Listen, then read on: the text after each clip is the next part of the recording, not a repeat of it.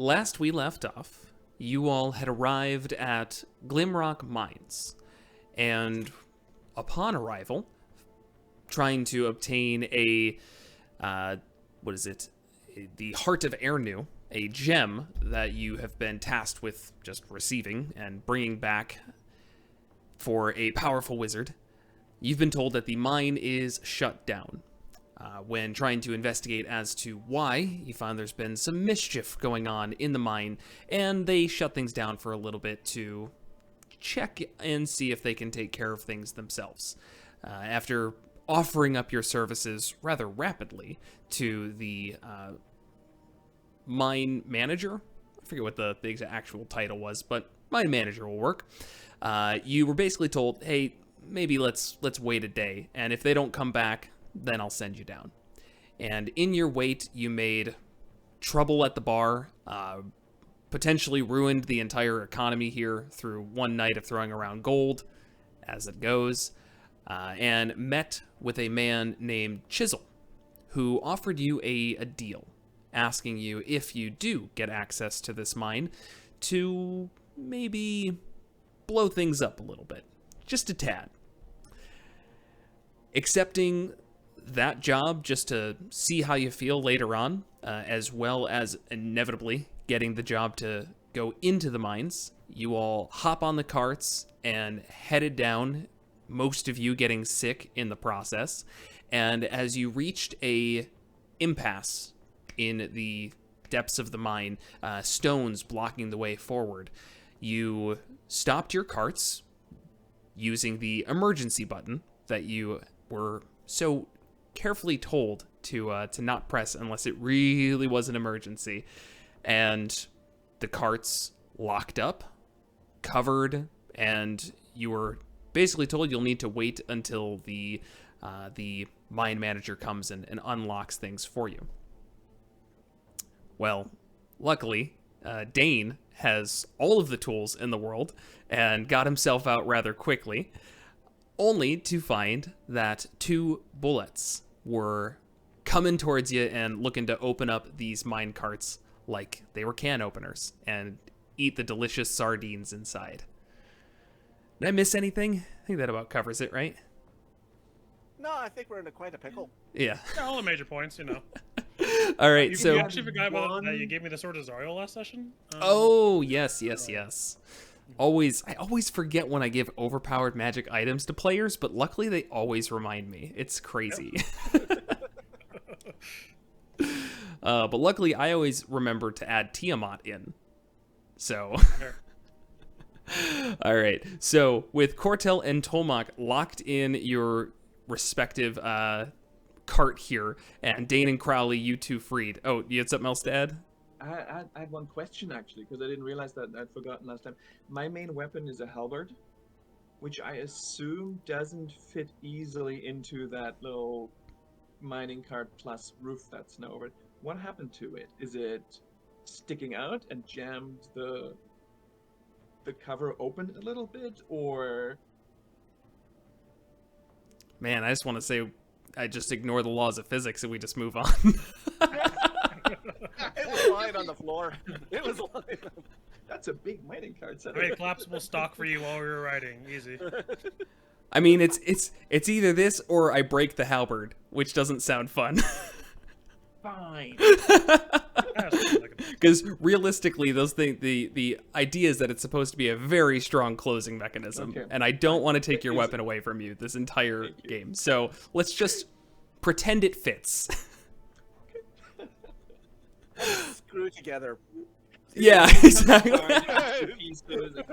There you go. That's canon now. And if you find a way to break the game later with that, the ability to separate your halberd in half by unscrewing it, then fine, you broke it. Battle axe and club. Well, really sure. Great that IKEA expanded to weapons for adventurers. Surely you go full Bloodborne and you get one of our lovely artificers to put a gun on the end of it. No. No, that's perfect, because I had given myself, or I had packed a battle axe as a sort of secondary weapon anyway. So we can just say it is that. Perfect. It's Perfect. 2 pieces. Okay. I'm happy with it. All right. And with that, let's go ahead and roll some initiative. No, I'm gonna roll the initiative. I get +1. Oh. Big old 2. Another 2. Who's got the higher dexterity between Dane and Cortel? Not me. My dex is a 13. Okay. Mine's 8. Yep, that answers that. All right, who's next? Oh my lord! Now I should be. I was at an advantage Yes, because of artificer, but disadvantage because of poison, right? it's true. This Oh, everybody would have disadvantage on this. Can you get lower than a 2? No, I No. will not. I hope not. All right, Not great. Tolmach, what'd you get? 11. Okay. Oh, good lord.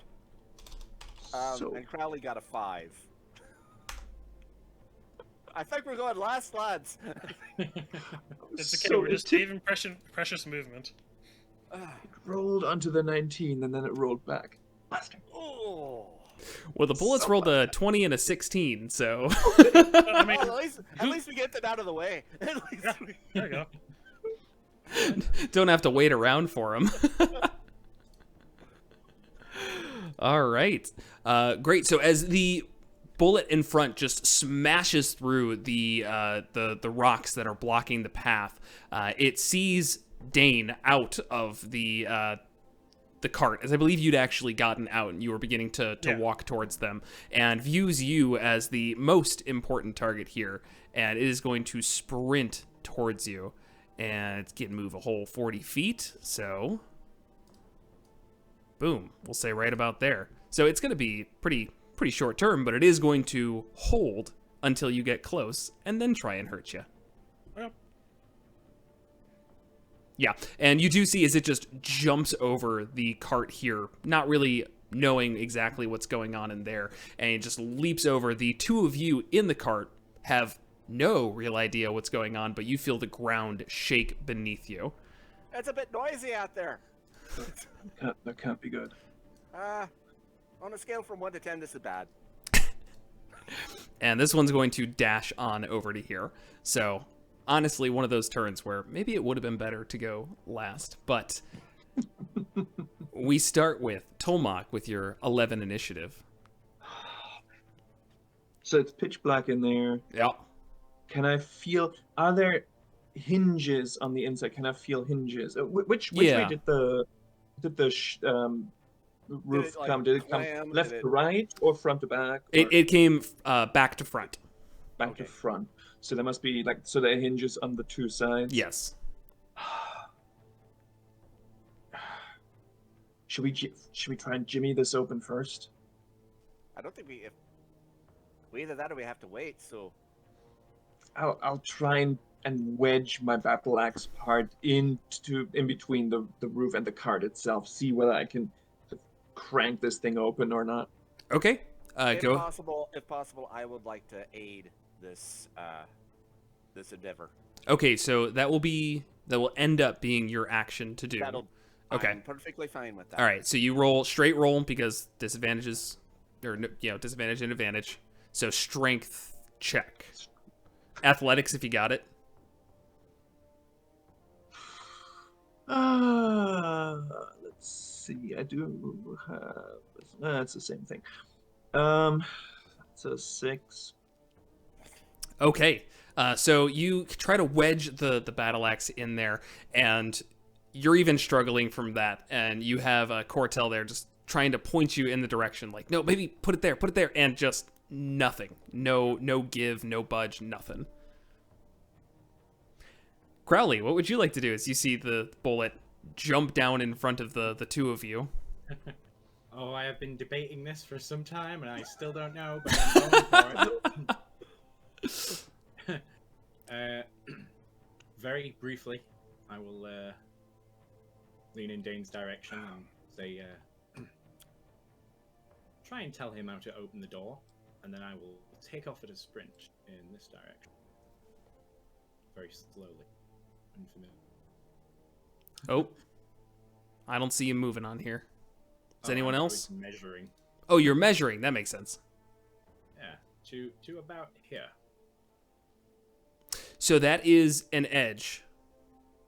The That's the line. yes, yeah, that the where it looks all cliffy. That's a cliff. Oh. So that's a void. Yeah, right there. I mean you can jump. It's just going to be like 100 feet down. It's a void. Yeah. Oh, it's tempting, not gonna lie. But it is a what? 20 feet across, about. Oh, no, not a chance. Okay. Same plan, no run.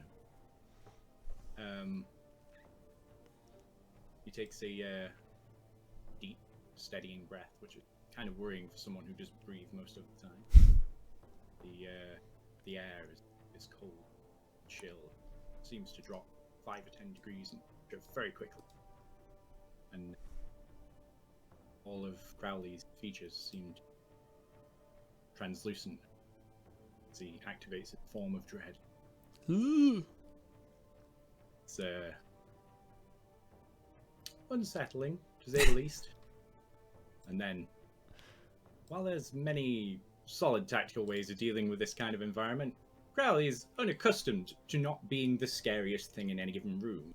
So he takes the only sensible action he can at the time. Spins up a little bit of thaumaturgy, cranks his voice up to maximum volume, and lets out a horrendous howl, exactly like the bullets did when they charged in. Okay. Go ahead and roll an intimidation check. And I would give you, I'll say, cancel out the disadvantage. So just a regular roll. B? That's a nat 20! Hell yes! Oh, jeez. What does that come out to total? 27. Wow. Okay. I cannot believe that worked. Okay. So you see as the bullets just look at you, and the one in front just begins to kind of pull back a little bit. It doesn't have much in the way of ears, but you see it just like pulling away. It doesn't like whatever is coming from you. And the bullets will now have disadvantage on all attacks against you, Crowley, just for until I say they don't anymore. 27 is a little too high for them to beat with any save they could possibly do. So it's going to do like a Constitution save every time, but no, that's not worth it. I'll take that. Thank you very much. That was beautiful. And Dane, you're up. Actually, Oh. I'm going to do a bonus action. Yes. And Oh, yeah, I'm sorry. You used your action. Yeah, go ahead. I used my action to help Mm-hmm. help Tomac. I'm going to do a bonus action. I'm hearing all the howls and yowls and everything like that, and I'm going to pull a bonus action. I'm going to take out a little vial. I'm going to put some holy water on my armor and cast Sanctuary on myself. Okay. +2 AC. Sanctuary Disadvantage on is all attacks against you. Disadvantage on all attacks against me. They have Until to make a you 14 attack. Until they have to make a 14 Wisdom save to attack me. Right, there we go. Okay, great. Then, Tomac, as you are just trying to wedge your way out of this, you just look over and just see Cortel just like lotioning up. You scare me sometimes. Can't catch this little piggy. And Dane, you're welcome to go now. This is not the time. All right, so This is The absolutely ram on the the time. skin, or else it gets the hose again.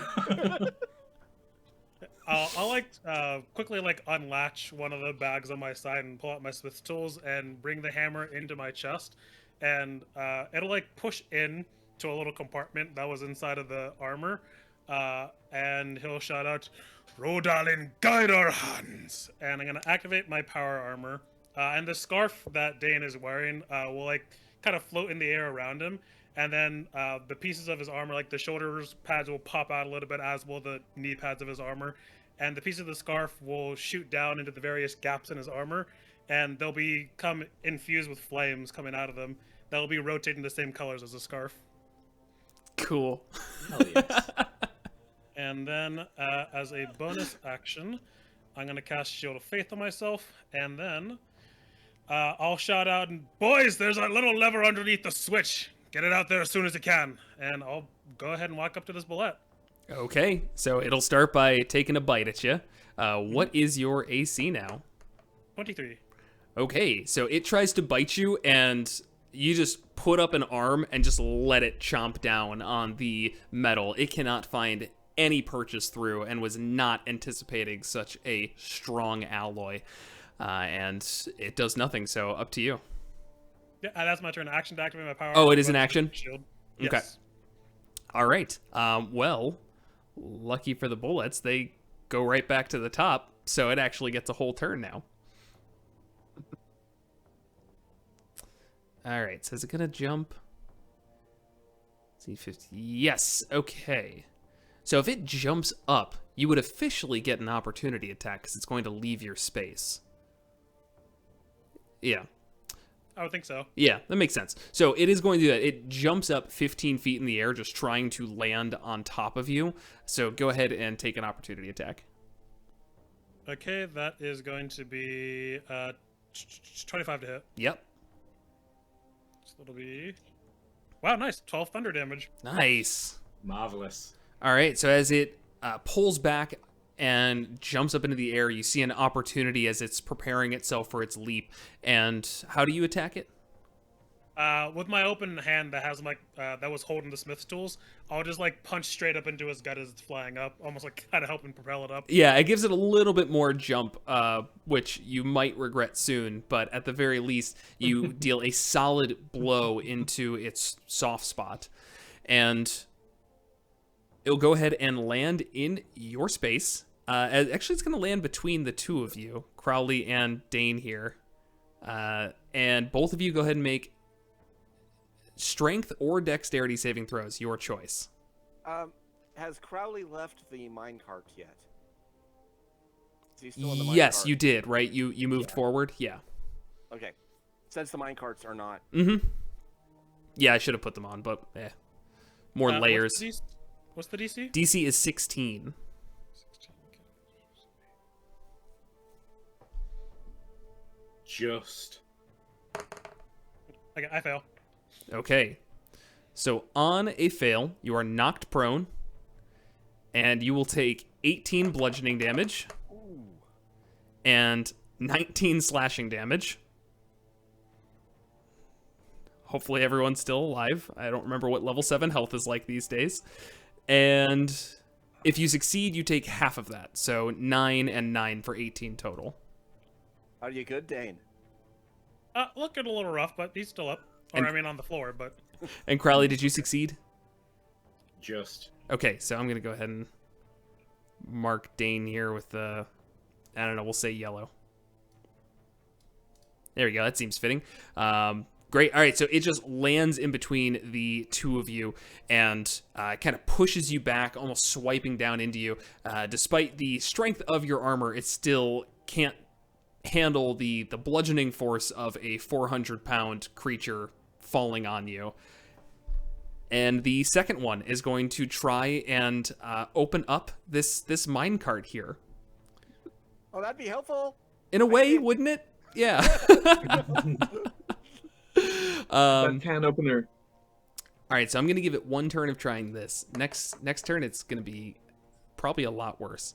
So it tries to like gnaw onto the minecart here, and it is strong. The intent of this is to prevent somebody being hurt, grievously wounded from like a full impact crash. So this thing's teeth are nothing in comparison as it just starts gnawing on it. You guys hear the sound of teeth on metal, knowing that even if you get out of here, you're in for quite a treat.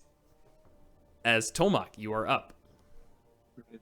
So did I hear that call from Dane that there is a switch somewhere? Yes, you would have heard that, yeah. So feel around. Do I find something? Go ahead and roll a perception check. Or investigation. I guess that'd be more investigation. Perception, investigation. Okay. This is- That is. Oh wait, and I'm at a disadvantage, aren't I? Yes. Oh boy. Oh well, okay. 13. 13? Okay. With the direction you've been given, it's fairly simple to find a lever underneath, and you pull it, and the top of this just reels back, and in front of you, you see the giant mouth of the bullet open and seeming like a little bit surprised for a second, but it closes it and looks forward at you, and you swear there's almost a smirk on its face. Oh, this isn't good. So that'll be your action. Do you have anything else you want to do? Yes, as my bonus action, I will make that bullet looking at me my Slayer's Prey, Okay. which is basically like a hunter's mark without concentration. Yep. No, there is concentration. That's why it sucks. It doesn't say in the description. I'm almost positive there is. Is that the class feature or the? Yeah, I think it's the class feature. For the standard ranger thing is a concentration, but this one, as a bonus action, you designate one creature. First time each turn that you hit that target with a weapon attack takes an extra damage. This benefit lasts until you finish a short or long rest, or if you designate. You're a monster slayer, right? Yeah. Oh. That's their feature, not. Never mind. Sorry. Foe. Yeah. You are it's correct. Not the general ranger class. Yes. Okay. Sorry. Then yeah, that sounds good. So I will do that, and am I within its melee range? Yes, currently. Okay, then I guess I could I'm going to officially almost stay- have it like over top of you two. Yeah. Then I'm gonna stay put, and I just make sure since I had my halberd unscrewed, I'll keep it as the battle axe, and I've got my shield.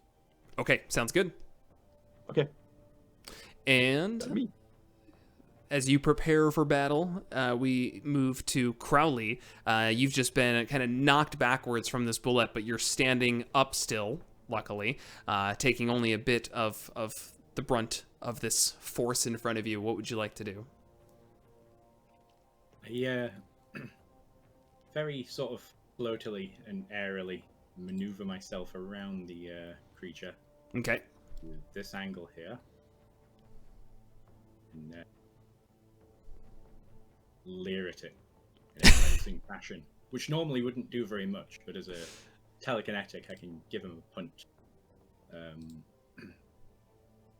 Find that feature for you. Please do, as you menacingly glare at it. It's a oh my DC 15. What saving throw? Oh, strength. Sorry. Ah, there we go. That is a big old 7. Marvelous. So what are you doing to it? Pushing it towards the chasm. Oh no. Towards the drop. Okay, how many feet?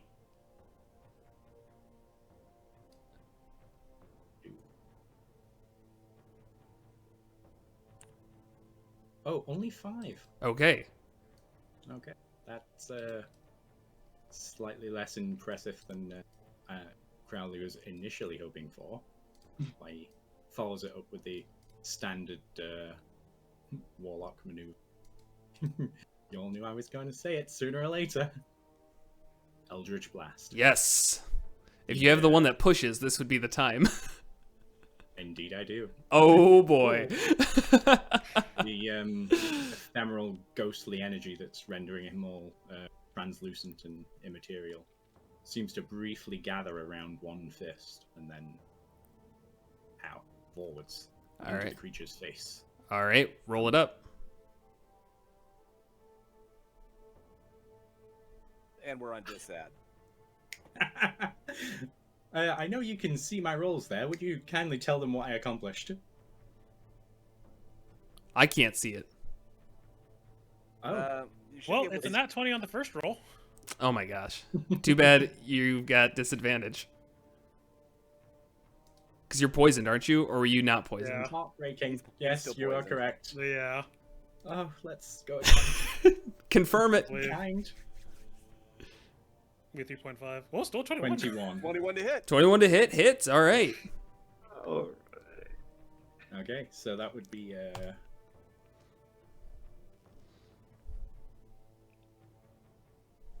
I've suddenly realized that I have no idea how to do this in D&D Beyond. How do you want me to handle the crit?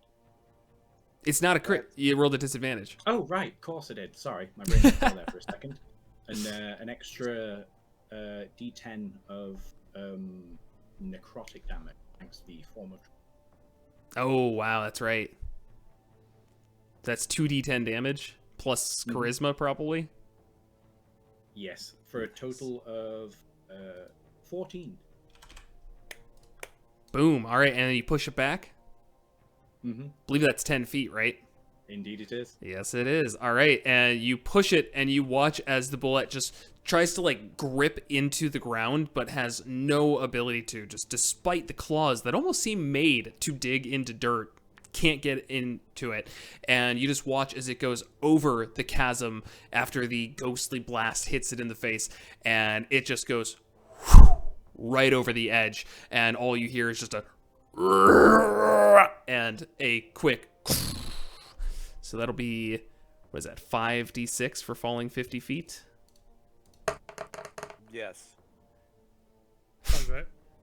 Only 11 damage, but that's damage, and you took it out of the fight for a good bit of time there, so there are worse things. It's a win. Yeah. I wouldn't complain about doing 30 damage in a turn at this level. All right. Just really self-satisfiedly mutters to himself. That's... turns to fire off a second blast at the one on top of the still closed minecart. Yes, do it. Okay. Well, would you believe that one was a 1? I would believe it. Like 1 in 20 times I'd believe that. It's almost like dice have some kind of mathematical consistency that's really irritating. Haven't figured it out yet, but Useful. one of these days I might. One day we'll have the technology to figure it out. He's cocky. He's really enjoying himself. He's into the swing of things now. He's reminded these creatures who are boss, and really casually throws off the second blast, but it's a little too casually, just sails wide. Yeah, that's the way it goes. All right. Suddenly all the joy evaporates. Yeah. Cortel, you see the top of this minecart just whoosh, open up, and in front of you, the bullet is grinning at you, and a ghostly form of energy just flies overhead as you're looking up, and kind of like, where did that come from? But it distracts it just for a moment and gives you an opportunity to...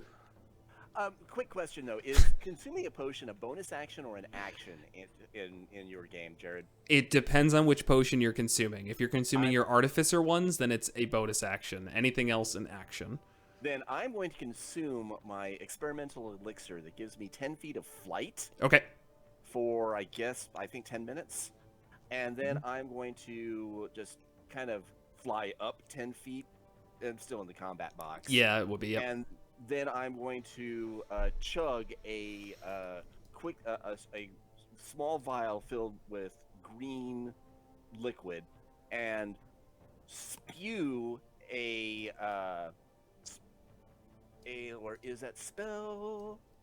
A ray of sickness upon the boulet. All right. Sick 'em up. I'm going to use that at first level. Rolling at disadvantage. And does a 12 hit the boulet? No, it does not. Ah, rats. But it was worth a shot. You gave the old college try. My other roll was an 18, but Ugh. yeah, darn disadvantage. Yeah, you just got to get rid of the sickness real quick. Or get down with the sickness. Damn it. There are a couple I should have of seen that spells. coming.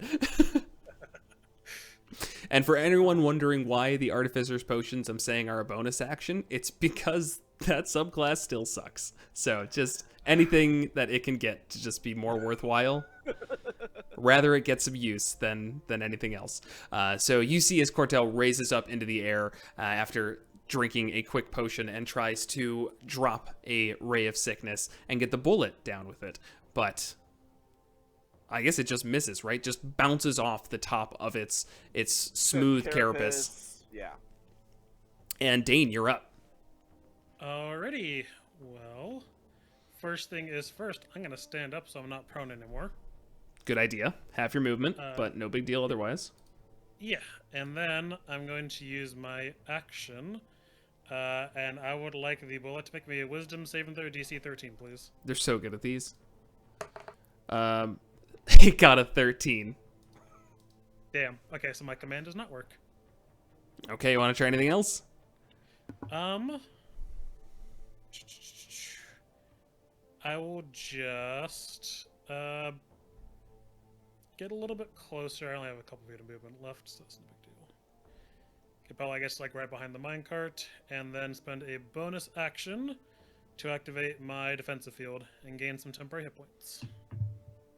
Okay. And that'll be my turn. All right. Then I believe we go back to the top once again with the bullet who's down in the chasms here. So it's going to stand up, and you just hear as rock begins to get torn asunder as it begins burrowing into the wall here.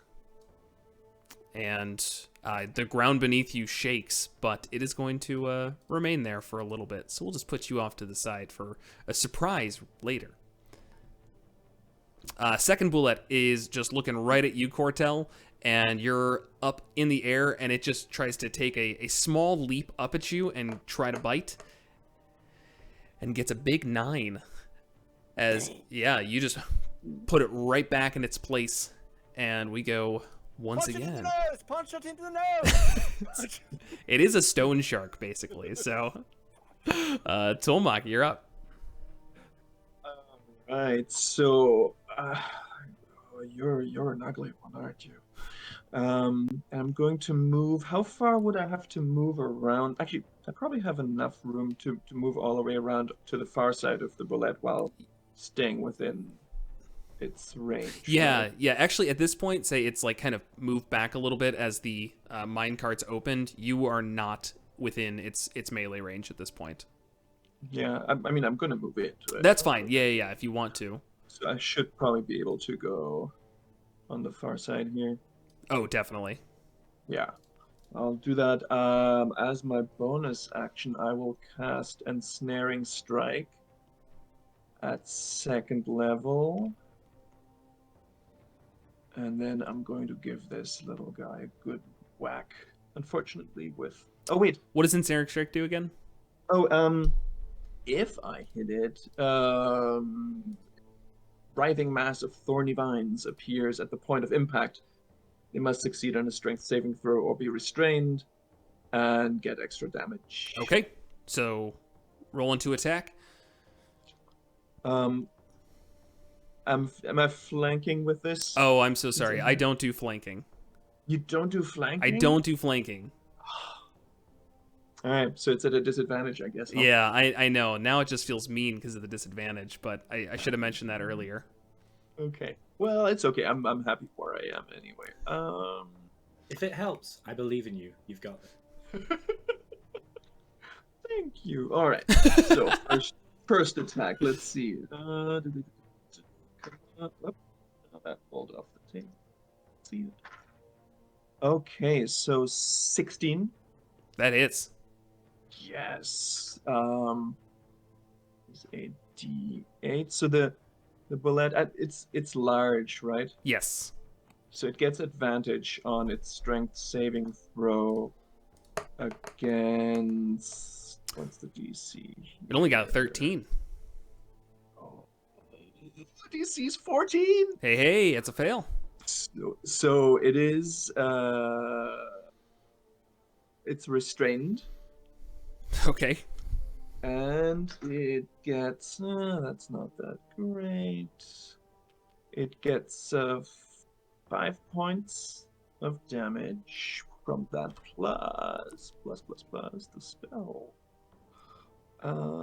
Which should be 2d6, is that correct? Yep, 2d6. That's 10 from the ensnaring strike. Okay. Oh, and hold The favorite on, foe and or Slayer that's Spray. right, that's another d6. 5 from that. All right, so that's 20 damage total, right? And then I will do my second attack. Okay.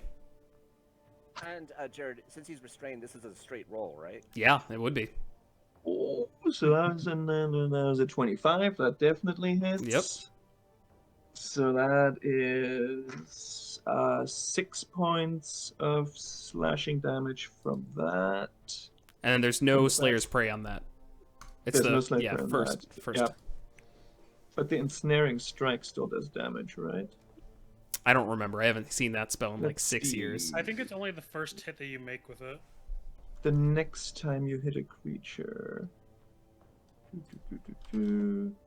Uh, I assume So that it's that was like it triggering, and that does damage, and now it's just restrained. and now it's just on it. Yeah, so it means that each next round it takes another d6 damage at the start of its turn. Yes. Yeah. Okay. So just yeah. Nice. Okay. And I think that is me done. Yep. All right. Another good turn. Crowley, you're back up. Crowley, had he been born in the right century and dimension, would, as you imagine, be quite a heavy metal fan. And it brings me no calculable joy to tell you how he was positively disturbed by the fact that the bullet rejected Paul's offer to get down with the sickness. Subsequently, is going to give it a little. He's going to open up his hate, manners. let it flow into the bullet.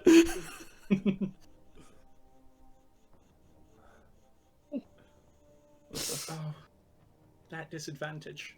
No, it's Straight roll restrained. once it- It's restrained. Yep. Straight roll. Oh, good goddamn. Mhm, Marvelous. mhm. D4. The Eldritch Blast strikes again. Woohoo!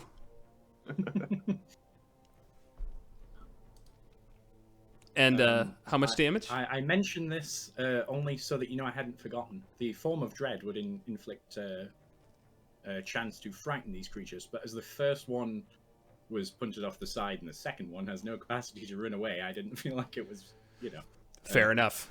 important at this stage. I will roll.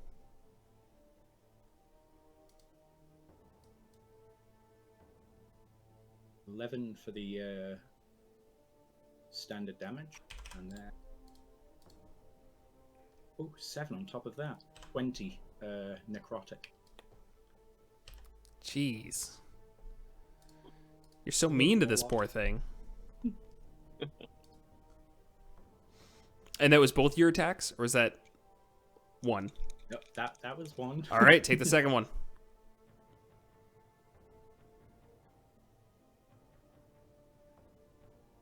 13. Okay, so that does not hit. That's all right. So as the vines come up and grab this bullet down, it seems like it's trying to like rip itself free. And in that moment, it does not see as Crowley pulls a fist up and unleashes this ghostly energy coming soaring through the air. As it passes by you, Dane and Cortel, you actually just hear this faint wail of like this weird scream, and it smacks into the bullet. And you see as it then turns its face towards you, Crowley. Now you've got its attention. And the second one you release just bounces off its head. It almost seems to lean into it in order to take the brunt of it. And that brings us to... Yes, Cortel. Well, I'm going to try to stab it with my short sword. Always a And, good play.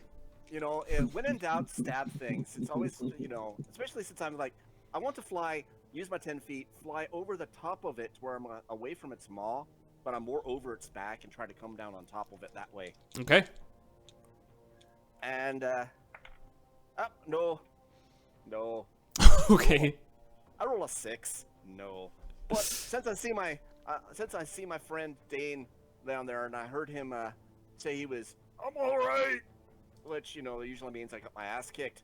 I'm gonna throw him a little vial of smelling powders and cast Healing Word as my as my bonus action at first level. Okay. And how much does that heal? That will give you back. Let me grab my D4. There's one. 4 points. Nice. So, Dane, you grab the vial and just breathe in deep and just feel yourself get invigorated. It's almost like just pure adrenaline begins to run through you. And that's my turn. Dane, you use that. You just throw the vial to the side. Now what? I will run to the side of the cart, and I am going to punch the bullet. Okay. 24 to hit. Should hit. Yep. And these are an advantage for you there, Dane. Yes. That's going to be 500 damage on the first one. And a 17 to hit. Yep. Minimum damage on both. Another 5 thunder damage. A total of 10 thunder damage. Man, if this thing could jump right now, you all would be in the perfect spot to just do crazy damage. But it just begins to start pulling against the vines, and it isn't able to break free, so it uses this opportunity to bite out at you, Dane. Okay. It can try if you I wanted know, to. I know. I didn't want to Okay, use this whole action. But it gets a natural 1 to attack you. So, you know, this is the way games go. You know, you try and put a challenge together, and you roll 1s. Oh, it also takes 1d6 damage at the start of its turn. That's true. So 6 points. Wow, okay. It honestly would have been better just not going. All right, well, this How bullet... rough is this thing looking? It's looking pretty bad at this point. If this was 4th edition, I'd tell you it's bloodied. But instead, I'll just tell you it's bloodied. If only we had a game term that could define what that is. We have no idea. You're hearing random words. It's the first time you've ever heard this. They mean nothing to you. But Bullet A is going to now jump out of the ground and into the air and land right here, and is going to end up hurting its friend, but these don't seem like the ones who care too much about that. And so everyone make a strength or dexterity... Sorry, I shouldn't say everyone. Dane and Cortel, the two of you, make strength or dexterity saving throws. I want to make a dex save on this. DC is 16 either way. And I'm still sick as a dog, so I'm rolling this at disadvantage. Oh! No.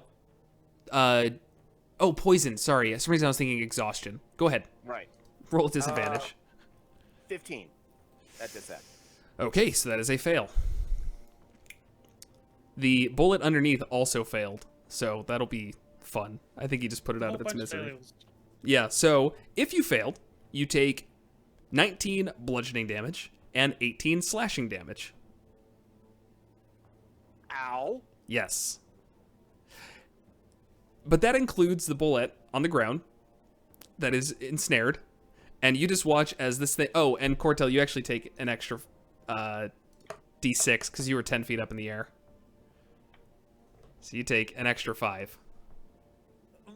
Big ow. Yeah. Ow. You guys will be fine. You'll be all right. You're not dead yet. And you watch as the bullet just jumps up out of the ground and then just lands down, pulling Cortel down with him, and just smacks you against the bullet that's restrained by the snares. And you just watch as it just crumples underneath the weight and the pressure. And Cortel, you just kind of flounder against it and drop to the ground prone. Dane, you as well get knocked prone by this force. And unconscious. Hey, now we're entering D&D combat. Turns out I don't have 74 HP. They hit like trucks. And both clerics are in a bad state, by the way. That is so bad. We're the only ones that take damage, dude. Perfect GMing, Derek. I even have magical armor, but I've just been rolling I rolled a 7 and a 5 on both saves. Yeah, say it's targeting not AC. If it was AC, you'd be fine, I'm sure. Oh yeah. But Right. You know, I told you guys, I like one shots to go where at least somebody dies. Oh, yeah, that's cool. So, anyways, we are still going. Tolmach, you are up. Bullets are done. Well, this one's actually dead. One is done. But the other one, that's... well, Am I using a bonus action to designate the second one who's just shown up as my Slayer's Prey now? Okay. Got you. You're on next. Got bullet on the menu, and I run around the corpse of the first one and do, I think, the only thing I can do. We'll just take 2 whacks at that one. All right. Disadvantage. 12 for the first one. Okay, doesn't hit. That does not hit, no. Oh, come on. No, 10 for the second one. Ugh. Whiff.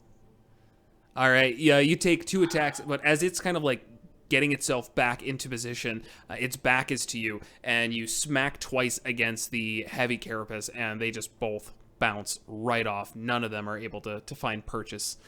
And Crowley, you're next. The only one who's gotten through this like relatively unscathed. I guess If only I Tomac. had any kind of capacity for healing. I'll move in to assist my friends, despite the fact moving in close to these AoE dealing creatures isn't the wisest maneuver. And I will fire off a shot at the closer of the two. The other one's dead, so you got one Oh. option. Right. Oh, that certainly makes my decision making a little easier. So, see what happens. Okay. Another steadying breath. Doubly concerning when you see a ghost take one. And he gathers up some of that ephemeral energy. Boom. 23. To hit? Mm-hmm. Nice. That's another Eldritch Blast? It sure is. All right, roll it up. That will give us a...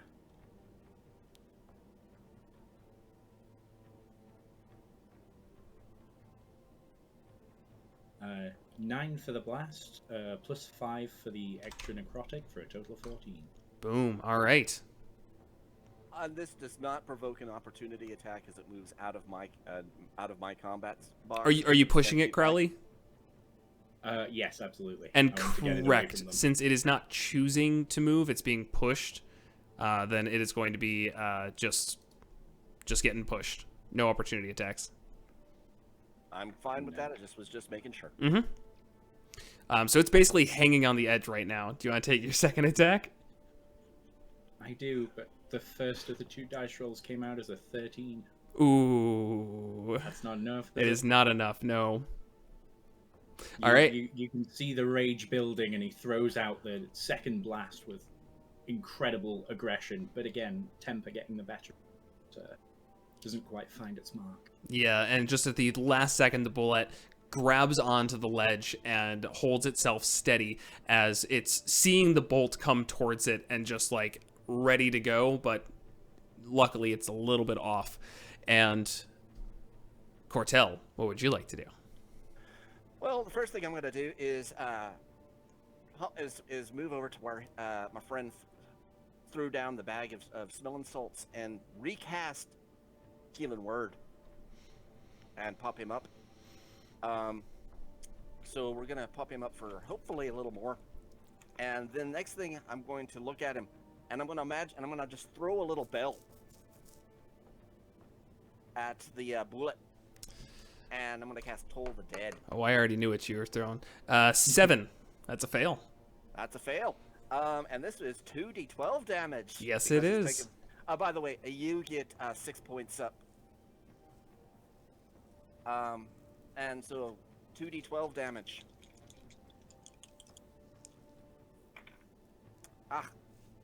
For an average of 10. All right.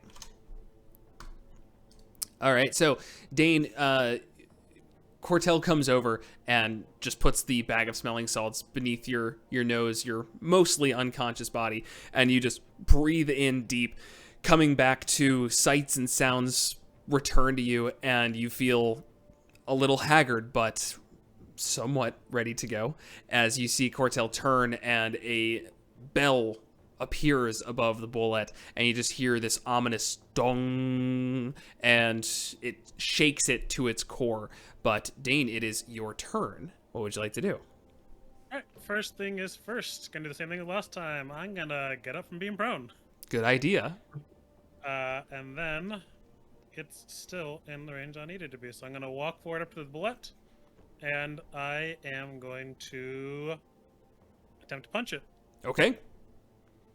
12 will miss. And a 16 to hit. That hits. Cool. So then, that's going to be 7 thunder damage against it, and it has disadvantage to attack anyone that isn't me. And then I'll use a bonus action to activate my defensive field again and get 6 temp hit points, and that'll be my turn. Okay. So it survived the ledge, but it has nowhere to go unless it jumps, provoking probably 2 opportunity attacks here. Huh. We've got a caged animal backed into a corner. It is going to... Let's see. Let's roll for it. Okay, looking between Dane and Tolmach, Dane, you look like you were on your last legs, and you can see like a split-second decision being made, and it thinks that Tolmach most likely is the bigger threat right now, and goes to bite you. With disadvantage because I have my Thunder Gauntlets at him. Disadvantage. And gets an 11. So that's going to miss. I don't even know if it would understand the concept of being like Thunder Gauntleted, so I'm not going to let that play into its decision either. So yeah, it misses and tries to bite you, but you see as, I guess, what does the Thunder Gauntlet look like? Is it like a whip that you're like holding it back or something? So the idea is more so that he punches into it, and it like traps sound inside, like underneath its flesh, and whenever it goes to hit someone, it's like a giant like sonic boom inside of its head, like almost like migraine piercing, like just that just kind of like throws them off a little bit. Okay, so you see it just lurching towards you, Tolmach, and then it just almost turns away, and you don't exactly hear anything happening, but it looks like it just got really punched in the face. And Tolmach, you can retaliate. Wait, retaliate? Well, it's Oh, your that's turn. right. It was its turn. Yeah, Yep. it's my turn. In your games, switching from my battle axe and shield to the halberd. Officially, it would be dropping the shield as a free action and then attaching the other side of the halberd. And would that take up? No, that's Okay. nope. It's a free action to do that. Okay. And you get your one free action, and dropping something is a non-action because Yeah. naming actions is hard, I guess. You can drop things all day. I think I will do that. Get my specialty going here. So I drop the shield. I screw in the second part of the halberd, and the battle axe becomes a halberd. And then I think. Okay. Yeah, no, I'm gonna take my 2 attacks. Okay. Were you debating shoving it? No, I was debating because if as a polearm master, if I hit, I get a bonus attack. As a bonus Okay. action. So I'll see what happens, Yeah. and then I make a decision about that. Yeah. Okay. We're gonna do the first attack anyway. Okay. Still at a disadvantage. Yep. Ooh, okay. 13. Nope. We're gonna do it again. This thing. Got a 10. Oh my gosh. As my Mean DM. I know.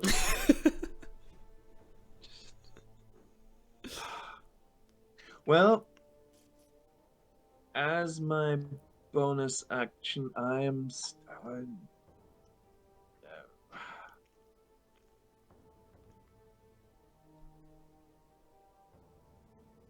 I'm just still going to cast Hunter's Mark on it. Okay. It is Hunter's Marked. Does that manifest in any particular way? It.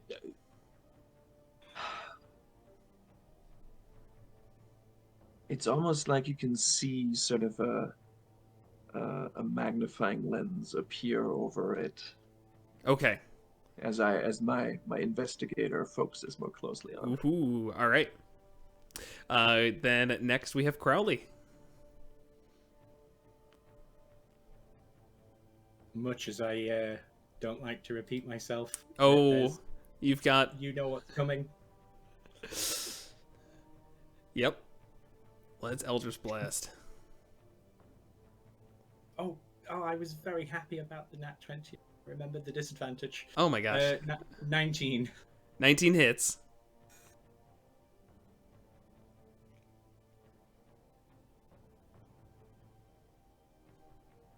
Oh, I see.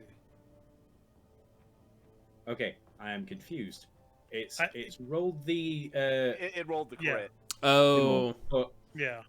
there would be a D10 on top of that from the That's true. It basically Oh, would be a crit, oh, so we can just so take that I damage. think it Let's works take that. out the same damage. Cool. How much was it? 21. Ooh. And are you pushing it? Oh, I don't know what the strategic correct choice here is. Seems foolish to push it away from the people who can hit it. Having said that, it's going down. It's not pushing it. Okay. The physicality of his attacks so far has been pretty minimal, but he really leans into this one and gives it a very physical push. How do you want to do this? Falling damage. The Did 21 falling damage. The first time it did 11. Like, where was that before? you hear the roar as it descends, delicate thud, perhaps not quite as weighty as you were expecting. And then very faintly you see the spectral bullet just drift past briefly and fade out. What? His soul is mine now. And with that, we are out of combat. Cortel's gonna take a knee and go, oh.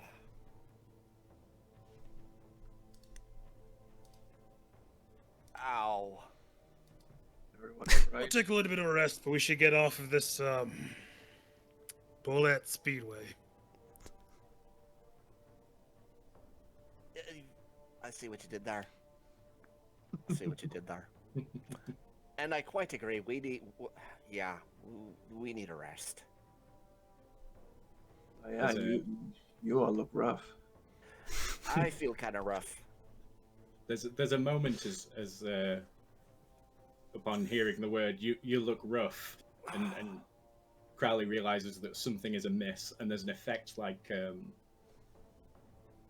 Dr. Manhattan, you know, the Watchman, when he's learning to rebuild himself from nothing. All the spectral ephemera starts forming out bones and organs and flesh, and it all just sort of melts back up into him, and then he's whole again. Better? I'm glad I didn't see that. How is everyone else feeling? I heard it all. I'm just glad I didn't see it. Because, you know, I nearly lost my lunch already, because that would have just hit me over the top.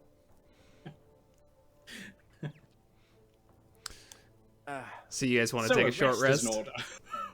I think that's going to be a great idea. We should just, you know, bandage up.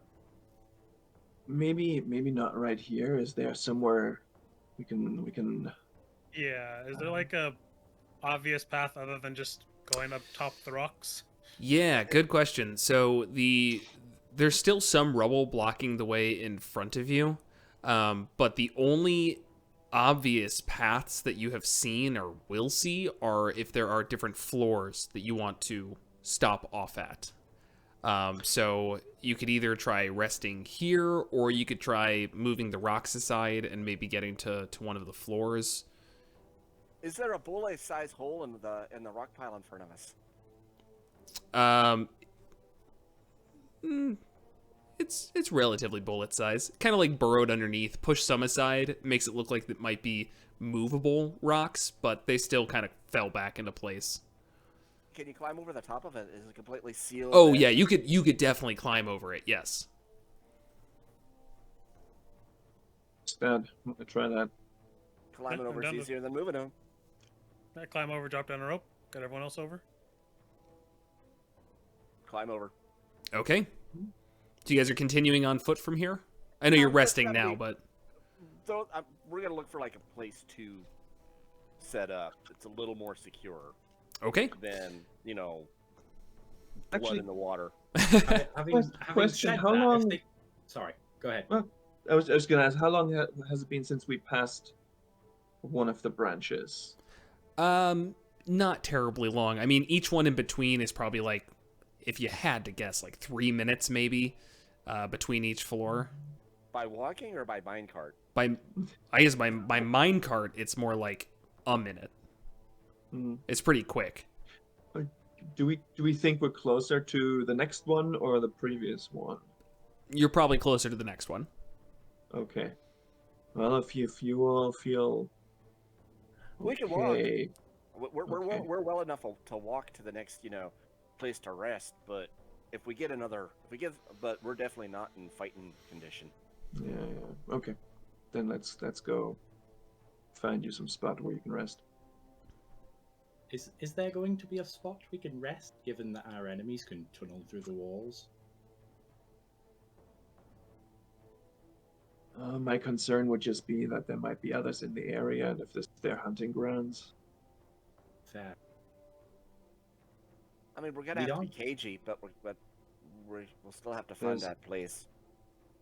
Right. Hey, but we're no good if we're all in the shape we are. I'm always in this shape. Age will do that to you. Yeah. Let's risk it. Let's try. All right. So you all move on down the cart or the tracks here until you see where the track diverges and gives you you see the sign up above as well. It says floor 15. So you're pretty far into it at this point. And you head down the rail. You notice that before it becomes a solid platform, there's a portion where the mine is actually, or sorry, the tracks are basically hovering over nothing. It's almost like just a bridge over a chasm for just a small amount of time here. Roll perception checks for me. Oh, I forgot. As we clamber over those rocks that had blocked the tracks, could I make could I try and figure out what brought those rocks down?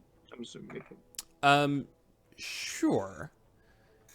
I'm assuming you don't have proficiency in stone tools or stoneworkers tools No. or anything like that. Well, you're not trying to make the check, Dane. Just like a survival. Nature, it's yeah, nature or natural. survival. Okay. At disadvantage, still, I rolled a 24 on my perception. Nice. Okay.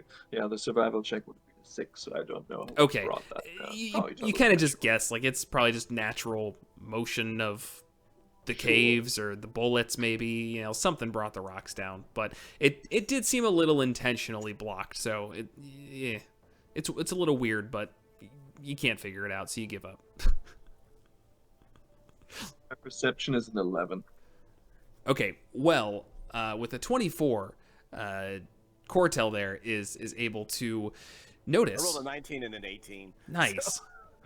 Cortel kind of you notice that the tracks for this floor look a little bit wobbly. There's like unstable potentially. Unstable due to is it unstable due to just sheer neglect, or does it look like it's been tampered with? Roll an investigation check. I think I shall roll the investigation. It's just in this area. Right now, I want some lunch, I want some tea, I want some band-aids, I want some aspirin. I'm gonna wait and roll the investigation after Okay. the short rest. So you just want to try That getting way- over it to start? I just want to try to get over it to start, and that way, once I'm no longer poisoned, I can take a good look at it. I'm just gonna take a mental note, maybe drop like drop like some tools or some, make like a little mound of like dirt in the area to mark it, Sure. and then come back to it later when I can get better eyes on it, when I'm not suffering from shark bites and shark slips and and motion sickness. Okay, so this is the divergence of the path. So you will need to cross over it if you want to go to like the landing where the cart would have taken you.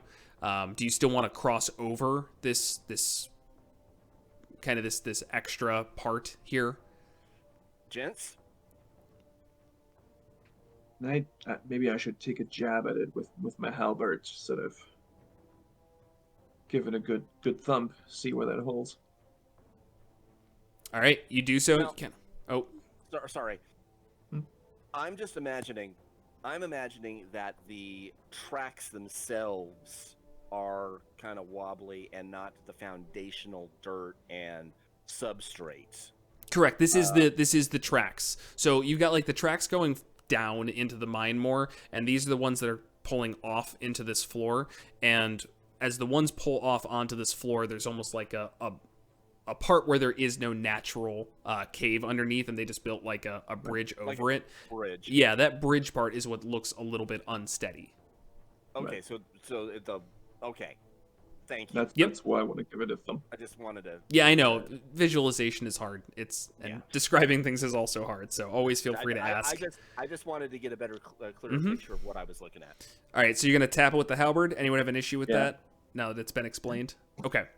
So you get a good tap with the halberd, and it rumbles loose a little, and you notice, or not notice, you see it just begins to crumple underneath the slight pressure that you've put on. And there's a good, we'll say, 5-foot gap.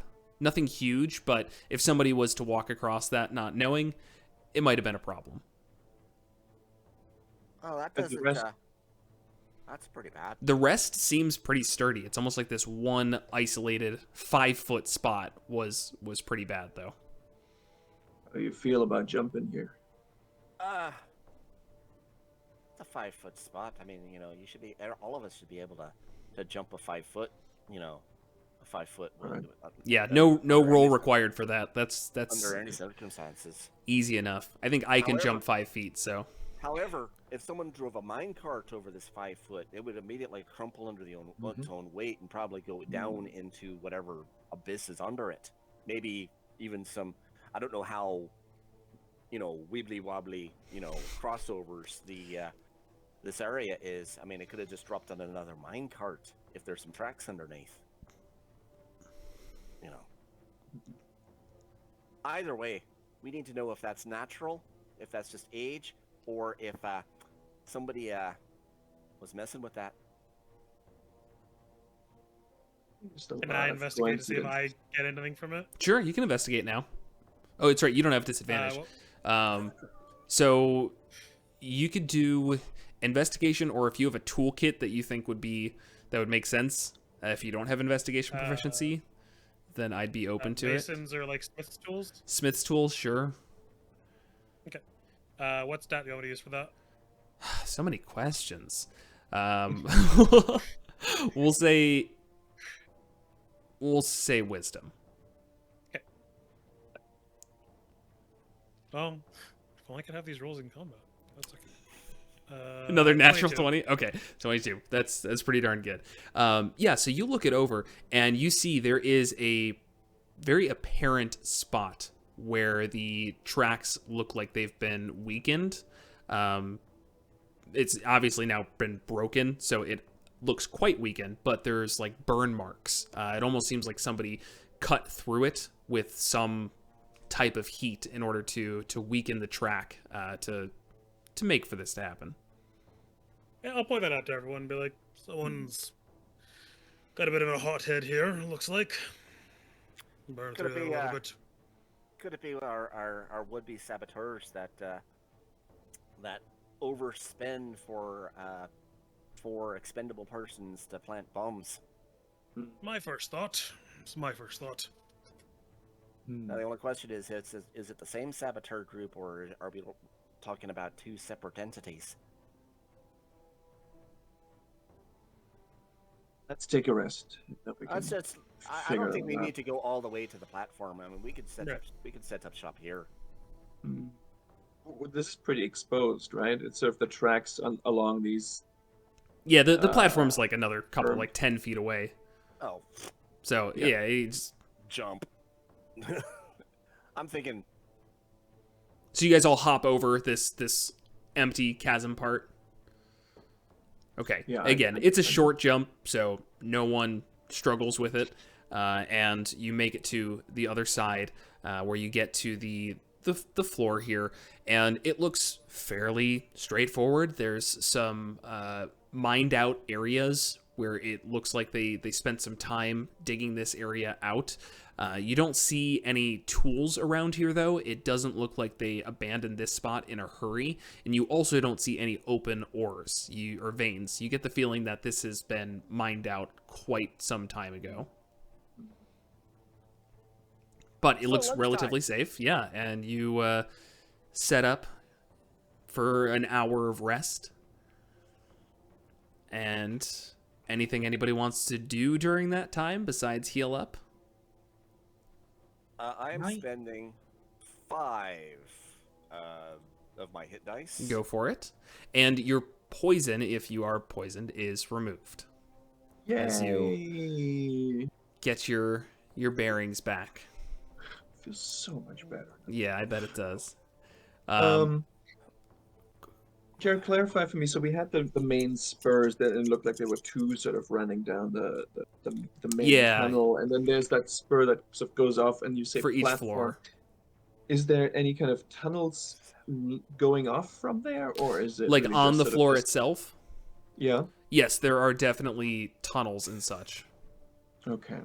But it does look like there are like separate minecarts. Like the one that you've been on is specifically transportation of, people, and if anything needs to be brought back up, sure. But they do have like a separate system for just the individual floors. This one, again, doesn't seem like there's anything around. There's tracks, but there's no minecarts on them. I rolled a 27 for my 5d8 hit dice, Nice. and I needed it. Yeah. I had Ooh. Ooh. I don't even remember hitting you that much, but hey, I'll take it. It was the only time you hit me was the shark landing on me, but you rolled really, really well Yeah. on that. That's why I got down. Yeah. You all find a nice, comfortable spot to rest and spend some time bandaging your wounds, recuperating. If you expend any hit dice, you're welcome to. If you haven't already, get to it. And the poison fades as well, as you, again, get yourselves together. As you come out of this rest, you are still on the floor. You see where the railway continues and gets back on track and will lead you further down into the mines. What would you like to do? Before we continue going down there, lads, would you like to have that further vision that you had yesterday? Sure. Oh yes, please. Very much. So everyone, I'll do the Izine drops. Mhm. Still workshopping the title, and give everybody the what is that feature actually called? That feature is actually called Eyes of Night. So I will share the Eyes of Night with my party. All right. Thank And you for for this- not making me deal with dark vision for the rest of this. Well, we already had all of us had dark vision Yep. to varying degrees anyway, so now it's all even.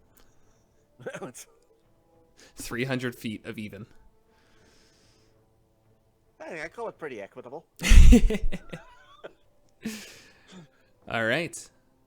You all once again get the drops in your eyes, and after you blink for a moment and the blurriness fades, you just see way down the tracks here, way further than you were able to before. You actually can, well, I guess 300 feet still not enough to see the next floor, but it goes down pretty pretty deep. And you even look over the edge, and you can see the bottom of the cavern. It looks like it probably goes about 50, 60 feet down, depending on the area. But you can very clearly see the bottom. It's got a lot of rocks. You see a couple of discarded pieces of equipment, and you... And a bullet corpse. Yeah, and a bullet corpse. But not of the ones that you fought. Interesting. Oh, no, that's actually kind of troubling. Yeah. If you find a particularly sturdy-looking one, you could perhaps fashion some fancy armor from. Unfortunately, I'm not a leather worker. Not yet. There's always time to learn a new skill. There is time to learn a new skill. Maybe once we get out of this hole. Right. Oh, go ahead. Also, I'm going to tap Dane on the shoulder, and it says that you give one creature you touch the advantage on the next saving throw. There's no limit. It just says the benefit immediately ends after the roll, or if you use this feature again. And what is this again? Vigilant Blessing. It's just on the next saving throw? On the next initiative, Dane will have advantage. Oh, on the next... Okay, initiative. That I'm more familiar with. Okay. All right. Folks, what do we make of this whole undermining the sidetrack here? I get that... Well, maybe we should just check at the next branch whether that's been tampered with too. I think that's the right call. Right. Right. Now that we know what we're looking for, maybe, we'll just look for those scorch marks on each of the passages. All right. So you guys get back on the tracks, and you're just walking down, correct? At this point, yeah. Okay. Because we'd have to clear out all the rocks. Yeah. That's fine. So a couple minutes go by, and you get to the next diversion of tracks to floor 16. And you wanted to go and check to see if there's been any tampering? All right. Go ahead and roll investigation checks. I will assist whoever's doing the roll. Oh, I rolled, so... Then you get advantage. Advantage? Yep. That's an 18. Okay, you look around, and you see there is a similar lack of sturdiness here. And with Dane having pointed it out before, you see that it does look like they were kind of burned through. Just looks like they were intentionally weakened. God, there's a bunch of saboteurs here. Kind of overdoing it. They definitely want this mine shut down. Now, whoever is actually behind it, that could be topside. It just also seems kind of noisy to be doing this, which would obviously shut down the mine and pay someone 5,000 gold pieces to plant a bomb down here. I mean, it's a little bit overkill. There's another Makes it harder to concern as track, well. though. I'm sorry, Crowley, Dylan. The other concern I have is if there's more than one party with an interest in shutting down mine operations, and we elect not to take that path, then we would be creating for us more than one group of new enemies to play with. So, potentially, depending on who we think the players on either side are, might actually be safer for us in the long run to just blow up the mine and run away. It's potential possible, but we'll keep that as an emergency plan that we don't press at the first sign of danger. Oh, I want nothing to do with the button. We've already had the first sign of danger. Right. But definitely keep that as planned backup of the backup. I think first thing we need to do is find exactly.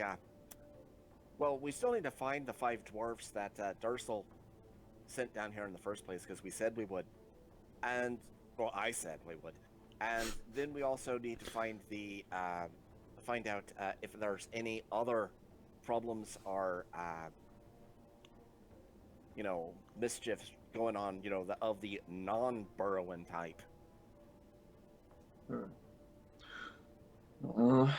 maybe we'll find an answer deeper down. Oh, that's And, usually how. Tomac shoulders. I'm walking again with the just the battle axe part and the shield. I just walk ahead. I'll keep a careful eye out on the ground in front of us as we're walking. We want to make sure there's nothing that's been tampered with on the main track here. Okay. And I'll be tailing Charlie. Look, keeping an eye on R6. Okay. I'll be near the front. All right. Then, as you descend further down into the mine, your enhanced vision allows you to very carefully inspect the ground in front of you. You feel as though you wouldn't miss a darned thing if you walked past it. But the mine itself, to go deeper, doesn't seem like it's been tampered with in any way. But of each of the floors that you pass by, it looks like it has been similarly messed with, to the point that every single floor you've passed by at this point, you get the feeling would have caused some problems if you had taken the mine cart over there. Dave, got a question for you. Sure. You're much more familiar with stonemasonry than I am. How long do you think it would take to heat this particular part of the arch to make it susceptible for falling? Would Yeah, I have roll a an check. idea? Yeah. Sure. What stat should I use for my mason's tool? Smith's tools. We'll go with that. Smith's tools. For like the Yeah. heating and weakening of metal. Yeah, should I use enter wisdom? Is it the metal or is it the stone that's the problem? It's like The metal. Like an The metal itself. Is that like an iron bridge that Mhm. goes across? Because I was thinking it was a rock bridge. Okay. No, yeah, An metal. iron bridge. Okay. Should I use enter wisdom for that? Let's go with intelligence. Okay, so that'll be a 22. Okay. Yeah, for you get the feeling that it wouldn't so much take a long time as much as it would take a pretty hefty heat source. And as you're quite familiar with, if you are, oh man, my actual lack of smithing knowledge is coming back to bite me. If you heat it up quickly and then cool it rapidly, does that weaken That it or? makes it more fragile. That's what I thought. Okay. That makes it brittle. Okay, that's where I thought. For some reason I was okay. Good. I was So- right. So if, for example, since three of us here, four of us here, we all are magically inclined. One of us had fire magic, and the other one had ice magic. How long do you think it would take to produce these effects? Depending. Really more matter strength. If you have something that's superheated, for instance, boulders melt at 3,000 degrees. That doesn't matter how long you heat it. If you don't have a hot enough source, you're never going to reach that. Right. But if you have something that can just superheat it, like let's say a pissed off dragon, that'll heat it a lot faster than just blasting it with magic, unless you're very powerful. And then I believe in us, but it might take a lot of our resources to accomplish something like that. If anything, and he'll pull out a little gem and be like, this is probably the fastest we're going to be doing anything of that sort. Because I'm just trying to figure out, this is a lot of sabotage here. Somebody has got to know about this. Somebody has got to have seen this. I agree. So, And This- with that this is- 22, I do want to just add one thing on top of that, and that was you also notice that the burn marks look pretty fresh. It's not like this was done forever ago and like any of the ash has been wiped away or it's been used at all since. And like, it might have been, after years of going over, it'll be a little bit more brittle, something like that. It seems like it was done very recently. Okay. And so You far, said- each of those floors we've passed has been pretty much mined out already, right? These Yes. are not necessarily active floors that lots of traffic will go So over. far, yes. You're at floor like 19 right now. And you were instructed to go to, I don't remember what I said last time, but we'll say 25. If that's wrong, then this is why I don't record sessions. Except for this time.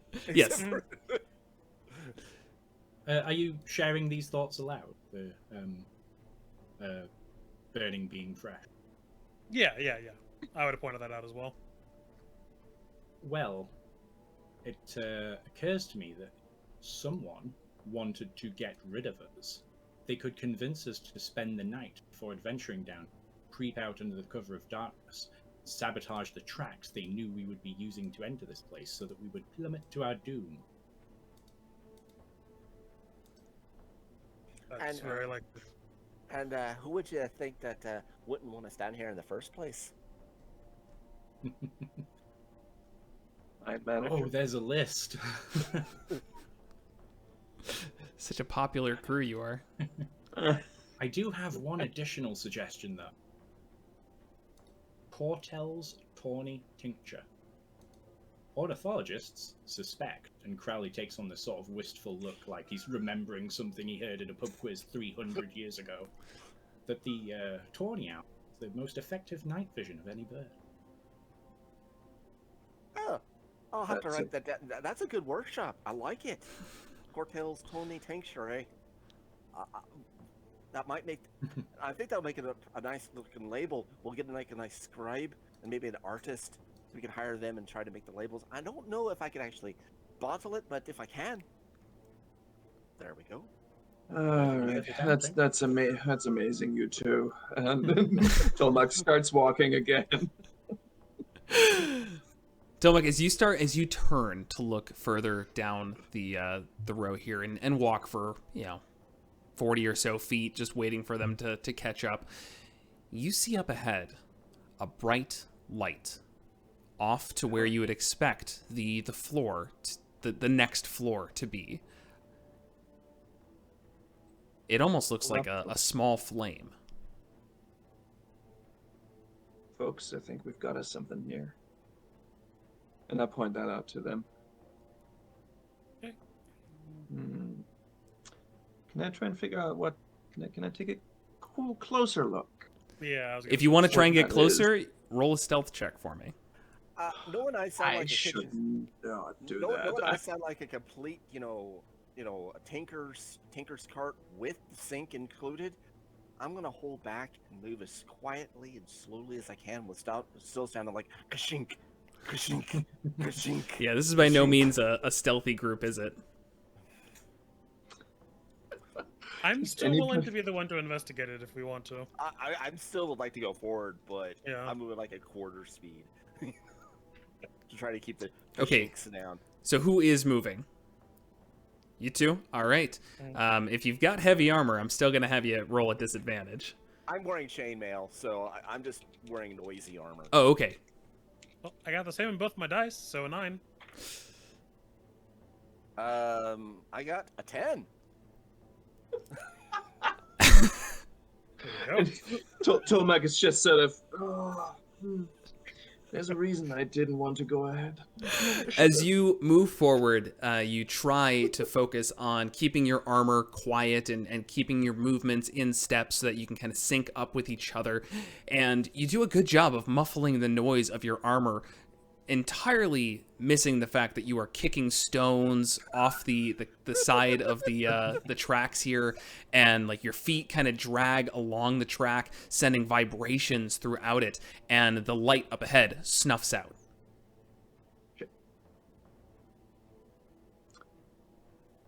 Well, I think at this point I hug a wall. Tolmak breaks into a sprint. Okay. As you sprint forward, you come to where the floor is, and you see the tracks, and no one's there. And even up ahead with your 300 feet of vision, you know what? Because it's 300 feet of vision, roll me a perception check. An 8. Okay. I'm glad when the dice take it from you instead of me. It makes me feel more fair, you know? Because there might have been that thing in the back of your mind, like, really, what's the point of having this dark vision if I can't see anything? No, it's the dice who failed you. Yep. Or my 7 was just as good. So you try and look out into the darkness, finding anything, and as the dark vision is extended, it's not allowing you to really make out much detail, especially at just the edge of your sight, and you can't make out a dang thing. But you do look over back at the track, and you see one of the rails has been burned through, or again, begun to burn through. And it looks like it's red hot still, actually. It's The still other glowing. one, yeah, it's still glowing. The other one has been untouched, the other side of the track. Should we turn this into a red hot pursuit, folks? Oh, I think we Would be should. best. I think we absolutely should. At this point, Cortel's going to take out another little vial of a clear liquid, drop it in his eyes, and cast See Invisibility. Okay. That's a 2nd level spell, and we're going to go ahead and just kind of peek around, scan the area, and see if you can't see anybody that may have taken a powder. Yeah, you do not see any invisible creatures. Visible or invisible. But this is still, like, near the track, right? This is near. I'm coming up to where Tolmac. That's what I thought. Okay. Yeah. But as you're looking around, go ahead and roll me a perception check as well.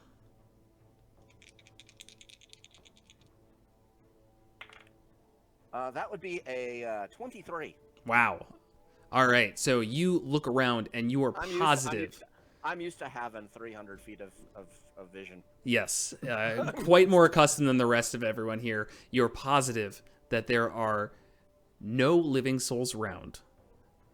Aside from the continuation of the tracks, of course. But, you know, those keep going. That's not a creature. But you do see a rat just on the tracks. But you really see it. Like, you're so good at seeing it. What do you think, Tomac? Do you think our little firebug went further into the dead mine? Or do you think they tried to book it down? Because if they booked it your way, we would have been able to see them. Like, down to the floor, you're saying? Like, on this level? They're on this floor, they're on this level, but they're around a corner where we can't see them. And they're trying to hide from us. Well, let me check on the other side whether I can see any tracks on the platform. Survival check. Yeah, I'll hop over that gap. Check quickly where the gap probably is. I'll hop over with them to give them some cover with shield cover. Survival. That'll be a 17. Okay. You do see a couple of footprints, but they are heading back towards the main track. It doesn't look like they came from this floor. It looks like they were on this level for a moment, maybe. They look humanoid. Yeah. But it doesn't look like the tracks going into the tunnels on this floor. Nope. I think we just have to book. I think they were just faster. They noticed us early enough. Then So maybe then they left some tracks for us to follow. Mhm. Yeah. Just for the record, Jared, See Invisibility is not a concentration spell. Okay, and it lasts an hour? And it lasts an hour. Okay. No problem. So we'll hop back over to the main tracks. As prowling down, catch up. I think we're in for a little bit of a race here. Everybody good to head down the main tracks? Let's go. I'm not the fastest, but on the plus side, I won't get out of breath. Well, there is a plus for that, isn't there? Tomac puts an ear to the ground for a moment, concentrates, and looks. They're 3 days ahead of us. Imagine if the ranger was useful. Let's have some biscuits, some tea, and and because if the mine is, as far as we know, there's only one way out. 3 days they could be on like. Come back up. Yeah, I think we're gonna start. Tomac starts jogging. Yeah, that's fine. So you guys begin running down the tracks. Luckily, these ones you don't have any times where it's going over like empty portions. There's no bridges here. You're just on solid ground the entire time, and you begin to run past as you see the next floor 20, I believe we'd be on, and this one just you're still running. Just to give you guys the insight here, you do not see the tracks burned through this time, as you've become quite accustomed to looking for it. So it does seem like you've caught this person in the act, and Cortel is definitely. We're moving too fast for any active kind of perception. Sure. He's definitely keeping an ear open Okay. and just keeping passive, a passive watch out. All right. As you go by, you soon see floor 21, 22, nothing. 23, nothing. 24. Then you start to hear some chatter. Like humanoid type chatter, or like like. type chatter? You start That to hear was some sensational. humanoid chatter in the distance before you can make out any light. All right. Just for the record, I speak Common, Draconic, Dwarvish, and Elvish. You pick up, even though you can't make out the exact words from this distance, you pick up it as Dwarvish.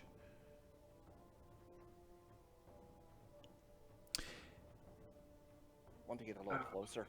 Yeah, but carefully now. We don't need to run anymore. Very carefully. Slow. And as you get closer, anyone who speaks Dwarvish can understand. Well, what the fuck are we supposed to do now? We've been stuck down here for who knows how long. You think we're just gonna sit here forever?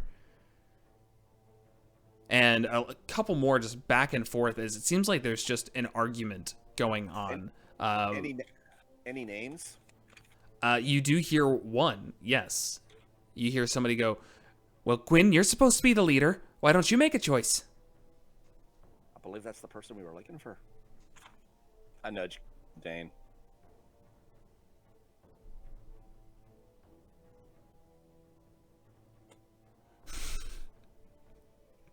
Just like tapping a book. I'll take my notes. I think hearing that they say the name Gwyn, Dane's gonna kind of, just pop back up normally, and like unless someone stops him, he's just gonna walk just straight towards them. These are the guys we're looking for. Yeah, and they're just call us like, "Oi, everyone's still alive? Who's there? Come from the surface. Name's Dane. Not from here, but we're here to help." Oh, good. Oh, finally. I'll appear with Dane as well. All right. And At this point, Crowley will just move 5 or 10 feet further back from where they set off from.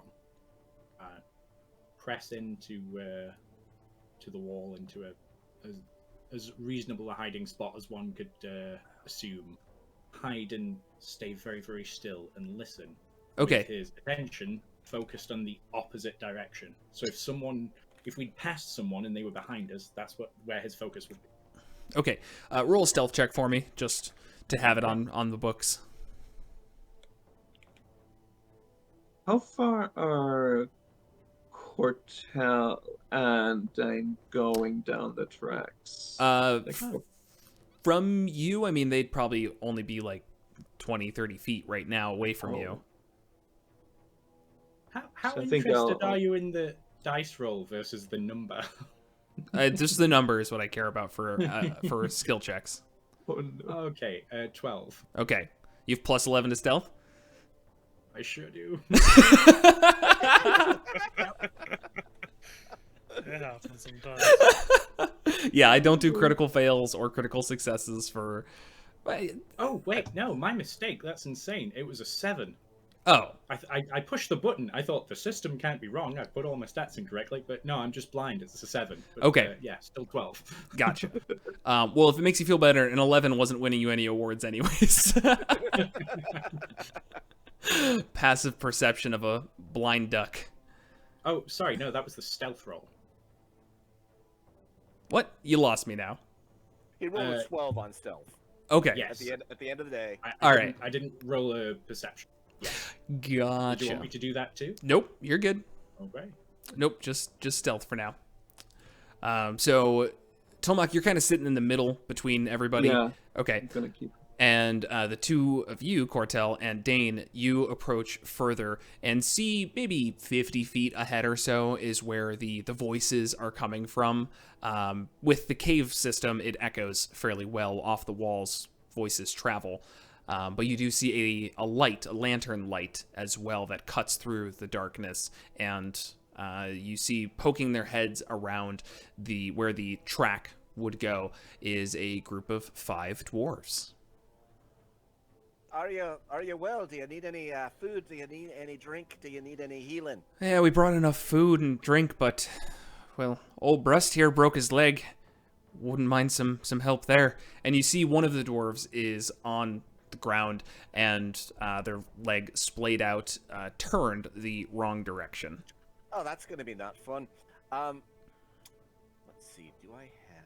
Can I use like a medicine check, my healer's kit proficiency to like figure out like if there's anything even more wrong with it, or is it like just twisted or something like that? Yeah, definitely. Roll a medicine check. I will. Since I'm already there, I'm gonna assist. Sure. Do you have proficiency in medicine? I do. Okay, then I'm perfectly fine with that. Well, the dice have a sense of humor. Advantage, both rolled 4 on the dice. 9 Oh. on the dice total. Well, Because it wasn't a 2. I only Yeah. 12 when it got. yeah, you've been so accustomed to working with inanimate objects that the idea of a person being broken is just not really computing for you. So, I'm just. like in my professional opinion, it's fucked. So I mean, it looks like it's just it's broken, obviously, but you're not seeing any additional wounds from it. Right. I will sit and splint the break. I need. Get me. Oh yeah, you got a walking stick here. Give me your stick. Is this just a dwarf that you're asking for a Yeah, walking that's- stick? Okay, yeah. Gwyn actually comes over and hands over her walking stick. Oh, thank you kindly. We've got enough rope, bandages, whatever. I'm going to set the break. Okay. I'm going to give this poor dwarf, whose name I do not know, Old Brust. Old Brust. I'm going to take out one of my my quarrels. This'll hurt. This is going to hurt a lot. All right. You're going to have to bite on just here. You can scream as loud as you want. And you're gonna have to help because this kind of stuff they're gonna kick. And I will roll my medicine check Okay. to set the break. Let's see how painless this is. It is not painless. It is actually quite painful. I rolled a 13. Okay. But you're successful, so at least is that. Yeah, as you pop the leg back into the direction it should be, you just see Old Brust just bite down on the cudgel there, but doesn't let out a single scream. He holds that shit in. You're a good man. You're a good man. I would Burns, have pats you on the back, and you just feels the nails dig into your shoulder. That's impressive since I'm still wearing my armor. Very. But It's yeah, just chainmail, so he's like lifts underneath it. Well, Unless I'm it's still unless wearing- it's sleeves, in which case, yeah. either way, your leg is now set, so you can start moving. At least you'll be immobile. You're still going to, so you're still going to need some help getting out of here. Yeah, thank you. Now, did you see any land sharks on your way down here? No. And Gwyn good. kind of like taps Brust on the shoulders. Maybe take a rest here. I don't think you need to push it too much further. Oh, I'm gonna Yeah. patient triage. Gonna now Yeah. start asking Gwyn the questions. Yes. And she's, no, we didn't pass a soul on our way down, but I think we found the source of our problems here. It's the reason Old Brust here broke his leg. And now is the tension of the moment immediate tension of the moment has passed. You kind of look on this area, and here, this portion of the mine is flush with veins and ores, and it looks like it has only recently begun being tapped into. But what you see up ahead is rubble piled up, probably 15 feet high, blocking a path forward. And she kind of gestures over to the pile of rubble, says, "We're coming through, heard some humming, and saw something. And next thing we knew, the rock was collapsing. Most of us got out of the way, except for old Bruss here.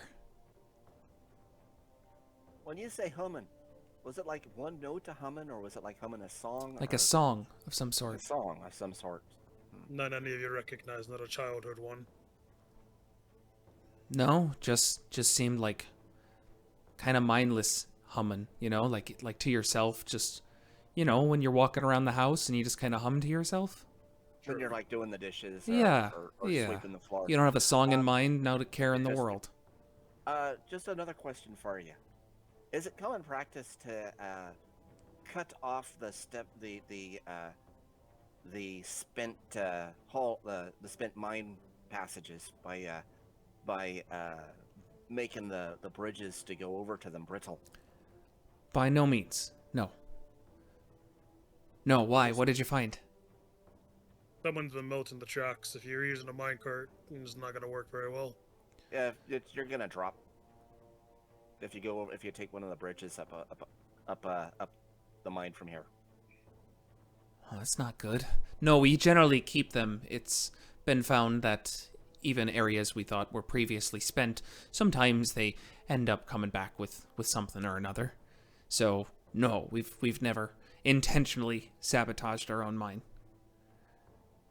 But it definitely seems like somebody here has an agenda. At this point, I'm going to signal over to Tolmac that it's an okay situation. Like give him a thumbs up or a wave over, or just letting them know that the situation here is copacetic. Do you have a... Are you coming, Crowley? Given that I've seen presumably no obvious sign of anyone. Correct, yeah. You've not heard any noises, any sounds, nothing. The hunch didn't pay off. I'll join you. Falls into step beside you as we walk over to the other side. Yeah. You're attacked from behind. No.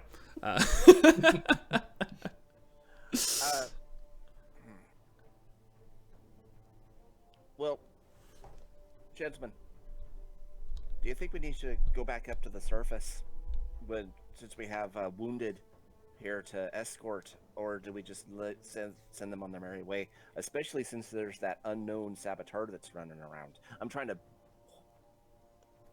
where the other dwarves don't necessarily kind of just Sure. So you fill us in on what you found out, because that was all in Dwarvish, I'm assuming, which I don't understand. Yeah, at all. I will translate any conversation. I will be the translator for any kind of conversation if they don't speak common. Perhaps don't translate this thought immediately. What are the anything that we say? Yeah, the town has generally spoken common, so yeah. You can assume the language shifts as everybody joins. Oh. How about that? Okay. Yeah, fair enough. In that case, I will lean in very quietly. Who What are speaks the Elvish or Afraid not. Draconic? There's an idea. I do speak Draconic, Ah, but I don't know whether we have another common language. Yeah. So you speak Draconic to you, and then you speak... I went with undercommon and a couple of less wholesome things, trying to cover bases there. So I'm guessing not. Yeah, it doesn't matter. But what? We're not the only ones the sabotage trying to get off. I'm afraid that you broke up, and I didn't quite. Apologies. Whispered too quiet. Yeah. Stage whisper, that's fine. I will. What if we're not the only people the saboteurs are trying to get rid of? I think Would that's make a given. sense. It seems polite. Get them out before anything terrible happens. We've already had a couple of land sharks that they didn't know anything about come over and say howdy.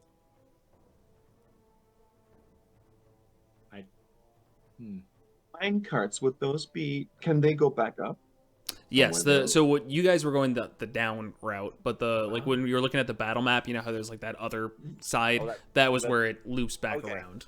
I thought it was just one line that went back. Yeah, forth on the same line. it's Okay. more of like once you reach the end of the line is when it loops back. Are you comfortable risking the minecarts, knowing the level of sabotage we encountered on the way down? Oh no, If I it meant goes slowly, might be able to fix some of them. And also the minecart, the sabotage seemed to be on the off ramps, mainly. Right.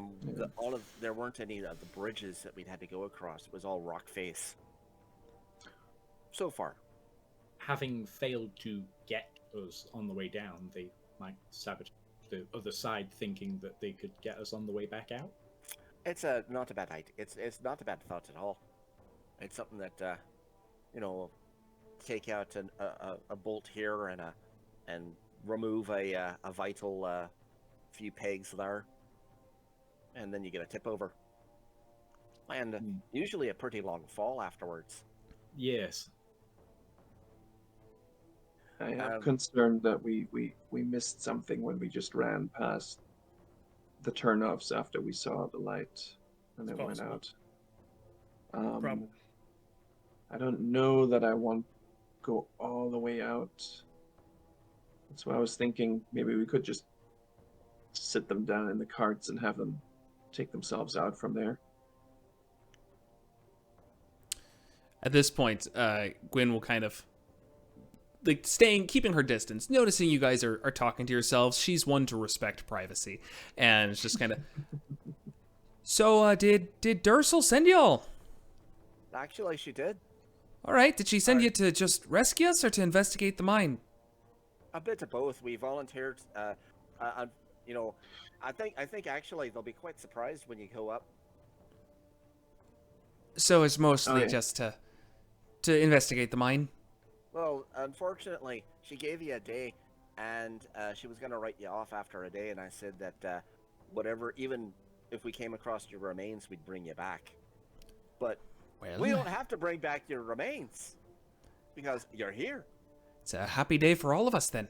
It's a very happy day, and if I had my jug with the wine in it, I'd share some with you, but I don't have that today. Well, if you're looking to investigate, I think your best bet is probably going through those rocks there. I mean, the humming came through that, and then the collapse happened. How are you going to get yourselves out? I'm not really... If you're saying that there's been sabotage on the way up, I think our best bet is to stay here until that threat's been taken care of. There. I plan on keeping my people here. We've got food, we've got water. Old Brust here won't die, so you just hear him go, "Ugh." He'll be all right. Do you have just one little question? Do you have a way to, in the mines, I don't know how your mine is set up. Do you have any kind of communication devices to talk to management on the surface? Or is it just send a runner? Send a runner. Send a runner. Well, which one of you is the fastest? Was Old Brust. But, I'd say second to that is Seymour here. And you see a young dwarf barely has his beard grown in. Probably almost as bad as mine. And he just looks kind of bright-eyed, still excited, and it's just, need me to send a message? And Gwyn kind of looks, and you see her just kind of look him up and down, and looks back towards you with a bit of a pained look on her face. I don't know if I really feel comfortable sending him by himself. I think it might be best we just wait here. I looked at Dane. You know your people better than we do. If you think you're safe here and you can take care of each other, I trust you on that. My Do you have any grandpappy weapons or anything? lasted 6 months in a cave-in. Drinking the precipitation that came down when it did, and eating rocks. I think. That's what he said. I never really believed that part, but... You could cook them, surprisingly, actually. We're hardy people. We can stand being down here for a little bit longer. I feel a lot safer knowing that people who are strong of body are investigating this.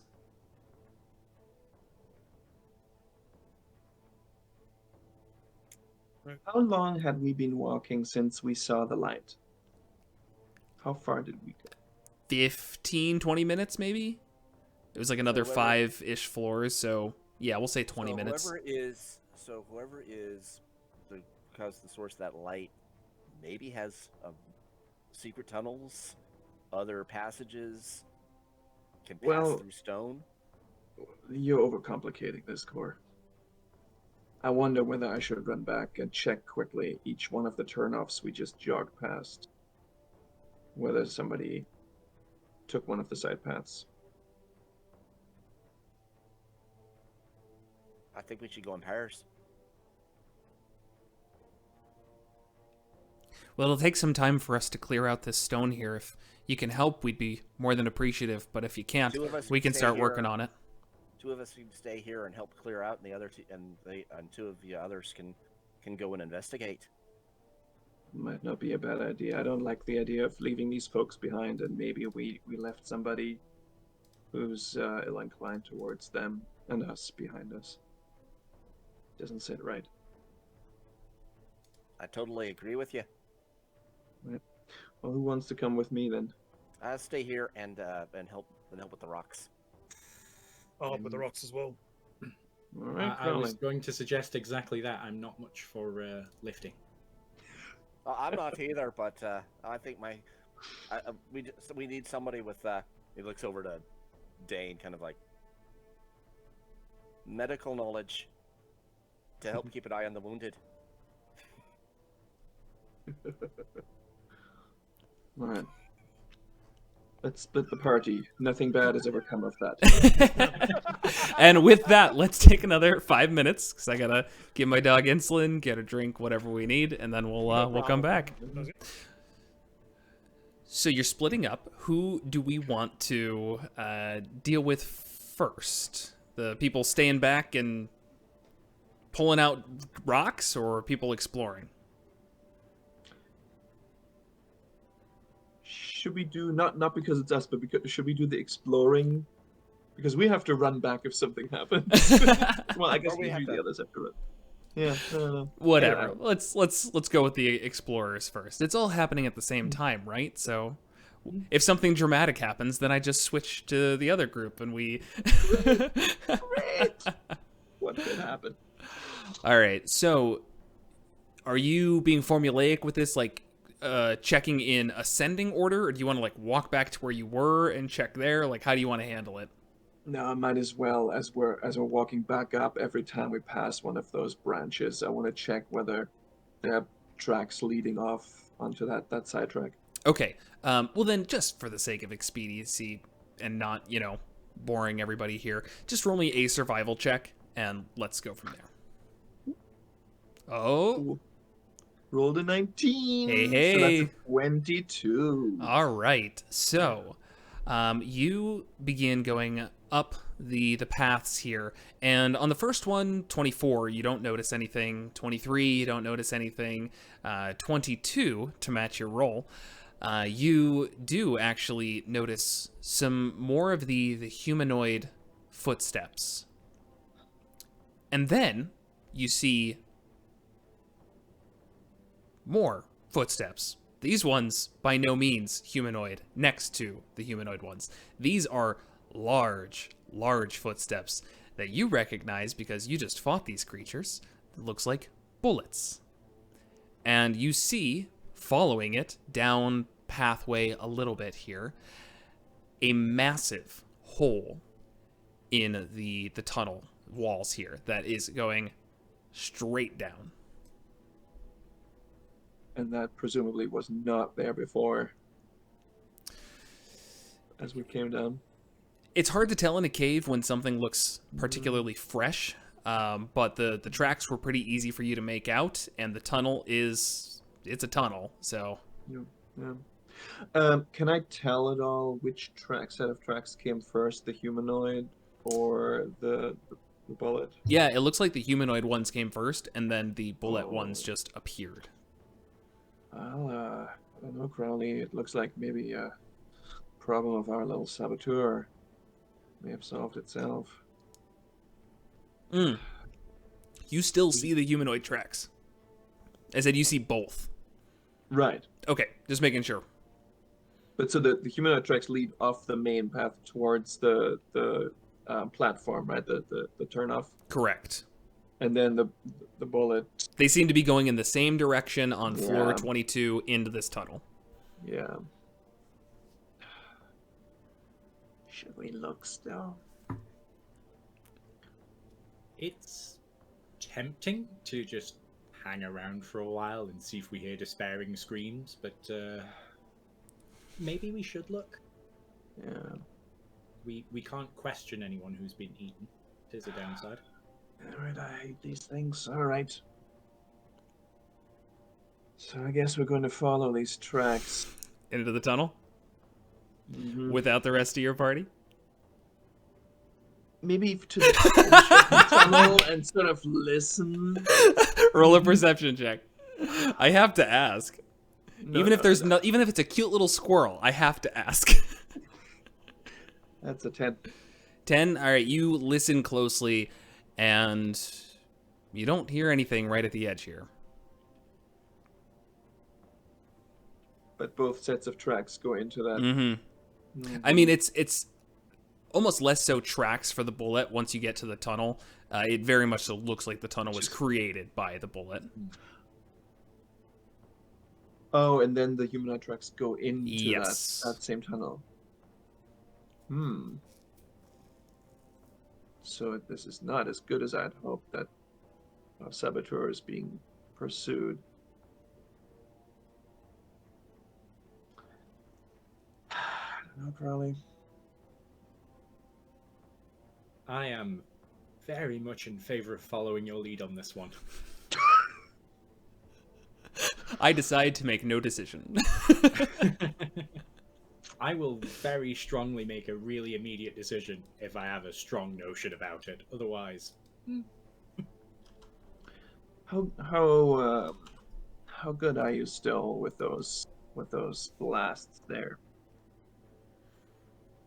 I'm reasonably confident in my aim. Got enough of that left still? Oh yes, I should wager so. All right. Let's take a peek. Okay. Start to All right. carefully, slowly walk down. You trying to do it stealthily? Why not? It can't be worse than just walking. All right. But I also want to keep an eye on the tracks, since follow Sure. the tracks. Okay, so I mean, it's a singular tunnel, so unless it starts branching off, it's going to be pretty easy to follow them or continue making them out, as it does not look like this person was trying to cover their tracks in any way. You get the feeling that they were in a rush, but go ahead and roll stealth checks for me. At a disadvantage. Of 'cause course. I'm walking around in half plate. Did the short rest remove the poison? Yes, it did. Okay. That is a 14 for me. Okay. And Crowley? 18. Oh, look at that. All right, so you begin heading down the tunnel. It's difficult to maintain your footing because it is very, very steep going down. At some points, you actually could slide, but you keep yourselves up and maintain your balance and just slowly go down. What are your passive perceptions? Not 16. great. 16? Okay. 14. All right. Tomak, you hear humming, which I would do, but I guarantee Discord will not pick it up. So you hear humming in the distance. Humming. What does it sound like? Just kind of Something- aimless humming, yeah. Someone's filling the silence just to not be in the quiet. Mm-hmm. Yeah. But I remember what Cora told us, what Quinn told them. Okay. I cast Pass Without Trace on us Ooh. as we continue. Okay, so that's advantage. No, that's plus 10 to stealth rolls, right? Plus 10 Okay. to spell. So much better than advantage. Take that any day. Okay.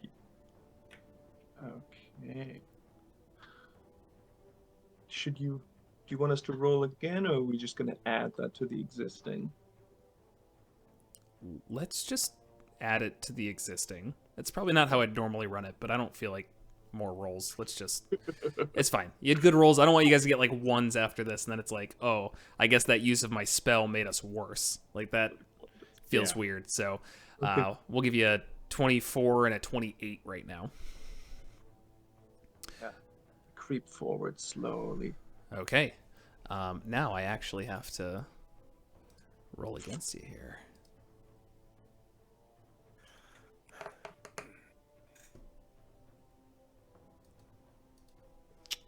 Okay. So you begin heading down quietly, very, very quietly, to the point that you don't hear the rustle of your armor anymore. When your feet hit the ground, it's like this soft pittering that could be mistaken for the natural resting and formations of these ancient caves. And as you head down, you see to your left, you see a clearing, first of all, as the tunnel finishes and opens up into a larger area. And to your left, you see a pile of rubble. Doing kind of the math in your head, and you being such a survival expert, you get a good feeling that this is where the dwarves are, where the cave-in occurred. Looking to your right, you see a stone wall. And by that I mean, sorry, I should give a little bit more explanation here. You see like an opening to the cave. It's probably about like 20 foot ceiling. And in here, it does seem like there's been some mining activity.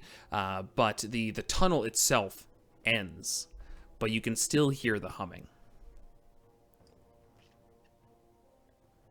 So I'm figuring that we're on the other side of that cave-in. Correct. Yes. And then it just ends. Yep. But you still hear the humming. And even with your dark vision, you're looking around, you don't see anything. But you do very clearly hear the sounds of, well, let's pop on over and let's see what you hear.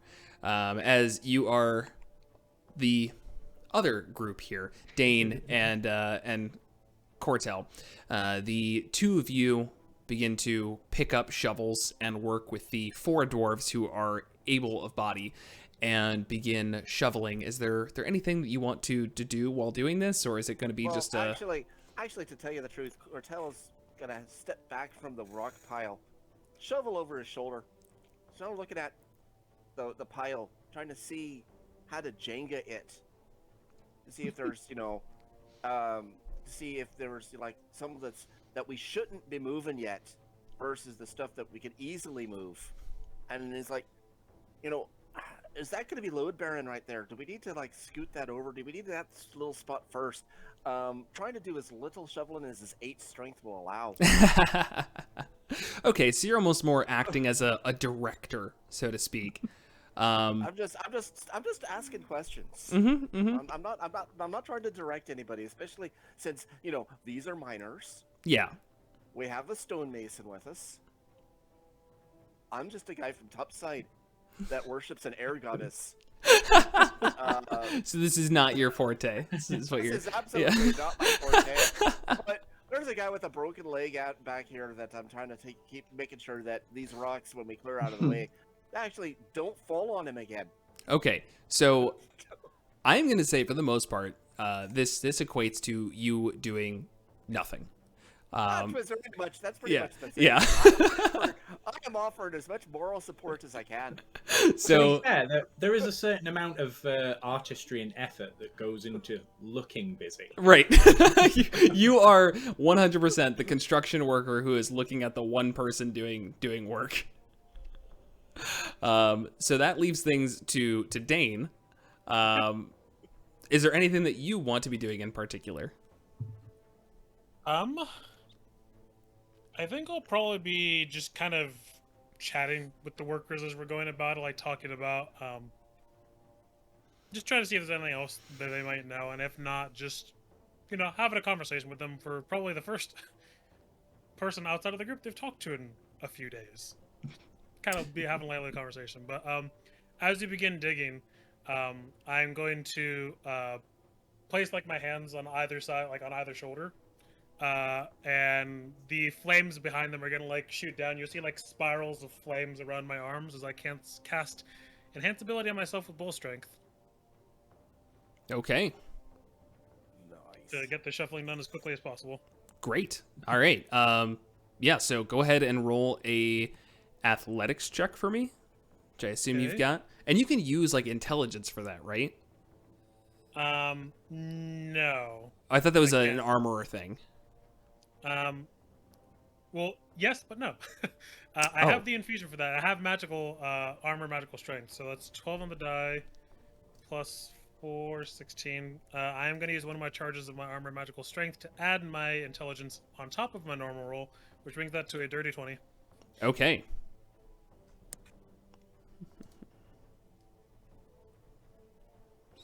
While Core watches, Dane just shovels out the cave-in. Oh, yeah, like there's like there are like flames almost like coming off his arms like a mantle behind him. Just as he just Yeah, and like you're still just like casually talking with them while doing this, but yeah, Cortel, you keep it up. Keep the rocks. Yeah. Away from the face. But you just are working at a breakneck speed, and you do make up for more than anything, make up for and more the effort that Cortel is shirking off, and That's not shirking. I got a wounded man that I'm trying to cave for. yeah, I'm fine. Give me You're a not stick, I'll move some rocks. You got a broken leg. The bone was sticking out of your leg, and it was like a clock hand. You just see Bruss like just picking up like the smallest stones, but still like good this size or so, and he's just like dragging them, limping Wait, horribly. You gotta have to sit down now. Sit down over here. I'm a dwarf. I move stone. Yeah, you gotta move your stony ass right over there on that stone, or you're gonna stay there. So rather quickly, you begin to pull away some of these stones, and while it is a ton of rock, you feel like you're making a pretty good dent on it. And it's at this point we go back as the other group here, Crawley and Telmac. You both are sitting in this kind of cavern, and you hear the frantic work of your companion on the other side with the dwarves. And after about a minute or so of you there trying to focus on the humming, you see a rock kind of break loose from the top, and light begins to pour out into the cavern. Perfect, almost there. I would like to use the sort of noise cover in addition to our amazing stealthiness to go over. Do I see tracks coming from the cave where previously the miners would have come into this area, going towards that wall where everything just stops dead? Go ahead and roll another survival check for me. Because I want to see whether there might be tracks going right against and disappearing at that rock wall. That's a 13. Okay. You look around trying to focus on the bullet tracks, but let me...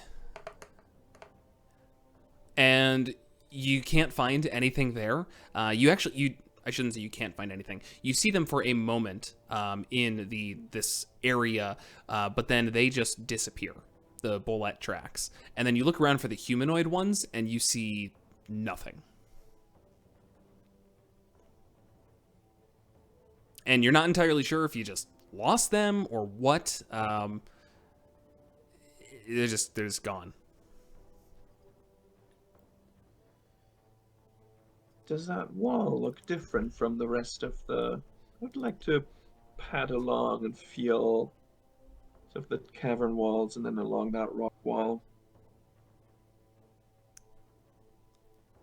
I believe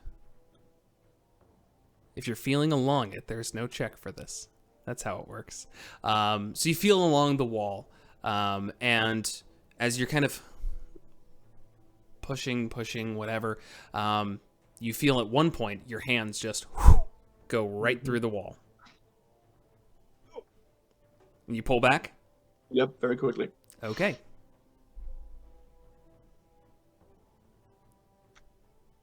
And I think I will just sort of right along the base of the rock wall, just with one finger, try and figure out how far this illusion, probably, this fake rock wall is there until I reach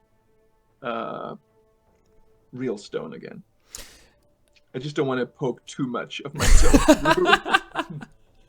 Okay. While this is happening, on the other group here, you are beginning to pull rock away from the top part here. You think it'll probably only be another minute or so before a person could reasonably fit through. And you drag your finger along, again, trying to be as careful as possible, and roll me another stealth check. You still have Pass Without a Trace on, though. And disadvantage. Disadvantage, yeah. Too bad. 27. Okie dokie. Yeah, that's pretty good. That was at disadvantage? Mm-hmm. 12 was the lowest I rolled. Nice. Pass Without a Trace is so great. Yeah. And you determine that it's a pretty large sized tunnel here. About 15 feet across. I make sure that on this side of that illusory wall, I sort of scrape in the dust of it so we can actually see how far this extends. Okay.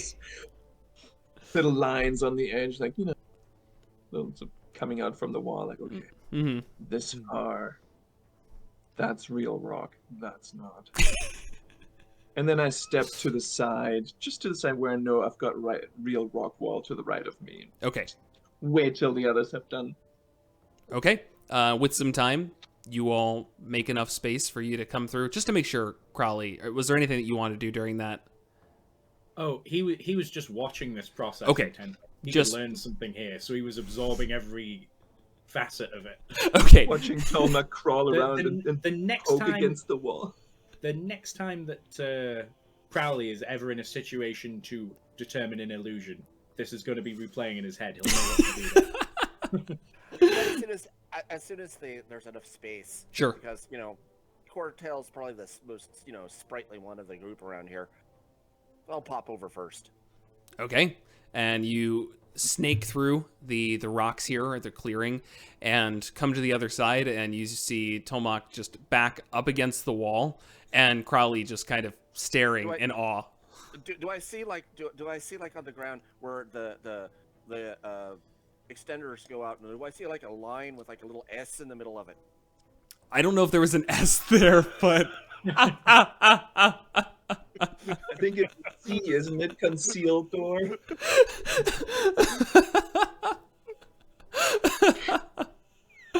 That's exactly what Telma has drawn on the floor. Yeah. I've mapped dungeons before. But all you did actually was just make a line, correct? Okay.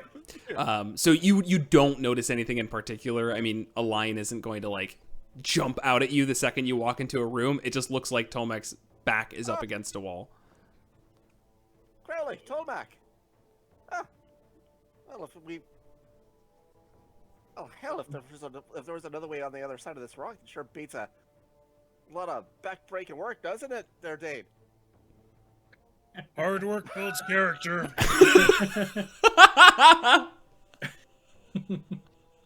Crowley seems really distracted at your talking. He's still staring intently at Tulmac. Just And while this is happening, and while they come in and start making some noise, Tolmac, you notice the humming stops. All right. I think I gather my three fellows here together. I think we should probably go ahead here. There's a little bit of an illusory wall there, and that humming was audible until just now. I'm assuming the other dwarves are maybe still digging away. Yeah, I mean, they're kind of just more doing it to pass the time. But they don't see, like, they're not trying to get through as well, or, you know, it's more of like, we're here, I guess we can clear the rock. No, good. Yeah, and I point out to them where I drew that little line that shows how far the illusion extends. I would assume they're pretty close since we can hear their humming still. I think this is our saboteur from earlier. How should we do this? Alrighty. I wonder how many of those we passed before we noticed this one. Good point. Something to keep in mind when we get out of here. Well, let's go ahead and I don't know if they're close enough to the Harris, then the element of surprise is already gone. So holds out his shield. Yep. Let's see Shield whether wallet. they run or stay. Yeah. I'll pull my shield too. Shield wall. Okay, so you guys are, like, standing side by side and walking forward? And then we step through at the same time. Mm-hmm. Thank God. So, as you take a step forward... No, one at a time! You see flames just pitter up right at your feet and erupt in front of you, creating a wall of flame. But before you do, you see down the hallway with your extended dark vision a dwarven woman, craggly beard. She's in a mess of clothing, and she carries in her arms a small bundle. And as her hands drift away after casting this spell, the vocalization of it is just slightly passing. I need everyone to make a dexterity saving throw for me. Oh God. Not bad. A 17. 16. 8. The You DC know, is 17. Aw. That's fine. I'll spend a reaction to absorb elements on that. Good me idea. too. That's a lot of Me 8s. too. I have Yes. one question though. Yes? As I completely without a shield, would I not have been a little way behind? If the three people walking with their shields locked, I'm not going to be standing. just to the Okay, side, okay. fully You know exposed. what? I am going to give this to you for one reason and one reason only. I said it was 15 feet wide, and I was wondering how 4 people could be next to each other anyways. Yeah. 32 points of damage. Oh! Not bad. If you succeeded or used absorb elements, halved, obviously. Oh, that hurts a lot 16. still. Crowley, you're fine. Thank you. The DM giveth and the DM taketh. Oh, I know I'll pay later. This is a trade. I'm accepting that. And I assume it's now roll initiative. Yes, let's roll initiative. Okay, Dane, you've got advantage on initiative. Uh, On blessing. So apologies. As I Given set that up they my went screen. first, am I still far enough through the illusion to have seen all that? Or did the wall of fire and everything occur the second they were far enough through that their vision wasn't blocked? I'm sorry, you lost me because I was changing maps. Could you say that one more time? Crowley was a step behind everyone else. Yes. So if our assailant hit the wall of fire the second they were through the other side of the illusion, he would still be on the far side of it. Yeah, you'd be behind them. No, but Oh, of the Am I- illusion? I guess, like, are you asking if you could see them or what? Yeah. I'm sorry if I'm being dense. I'm not picking up. Probably my lack of clear explanation. Okay, so there's a wall here. Yeah. They take one step through. The minute they emerge through Yes. the illusion at the other side, the enemy sees them. Yes. Cast fire. Correct. Well, if they've just taken one single step through the illusion, and I'm one step behind them, I went from here to here, and I can't see anything. Correct. You don't see it, but you feel the heat as that is there, and you also probably hear the screams. when my friends are set on fire, I'd probably notice that. And You definitely hear a big, Cortel dropping off curses that you would definitely know that he'd been injured. He doesn't. Crowley doesn't speak any Dwarvish, but I am certain, absolutely certain, that he knows all the Dwarvish curses. Everyone. You smell my singed man bun, half-orc bun, I should say. now, only one of you succeeded, right? Or was there 2 successes or 1? Just 1. Okay. It was one success. I absorbed elements. That's what I thought. So on the success, though, I believe you can choose which side of the wall you want to end up on. I'll send up on the combat side of the wall. Oh, you know what? It actually doesn't specify that. So I think all of you are just in the fire for right now, and then you don't move through it. I think we'll be stepping forward. Correct. And if you end your turn within the fire, you take the damage. So you'll start your turn in the fire, but then you'll be able to step out of it. There's usually no effects that like happen and then at the start of your turn, because 5e is nice that way. Oh, where's my leaf? There it is. Okay, so I have popped up the battle screen here. So if you want to grab some... Are we on the right-hand or left-hand side of the map? You'd be on the left-hand side. All right, so we got to go through the tunnel. Yes. Yeah, you're at the start of the tunnel here. Okay. Got it. Okay, somehow I think I drew fire somewhat. I mean, that's what pretty that clearly is. fire, yeah. I don't want to, couldn't tell that that. I works. mean, That kind of works silly, for me. honestly. Maybe put some orange in there too. Ooh, fire. I This can't go for some s'mores right now. This is basically how I used to draw battle maps at our home game before I got a digital table for this. Okay, so let's go ahead and everybody grabbed their stuff. So I need to grab one for. We already got a skull out there. We'll grab a book. Book seems fitting.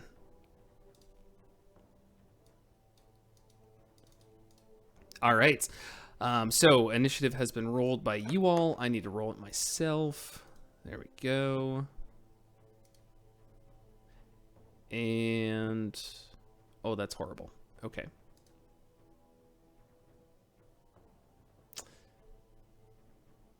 Just gonna do this for myself, because if I do go back, I need to edit this out. I need to like change the encounter, because changing it to the POS campaign added in everybody. Gotcha. Yeah, that's the problem. And I knew that would happen. I just didn't think about it. Sorry. No, that's cool. That's whatever.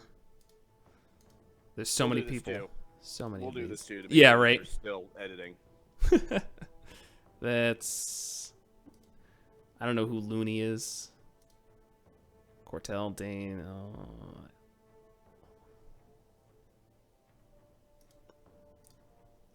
There we go. Okay. That's 4 people. Boom. Save the encounter. Will it work the way I want it to?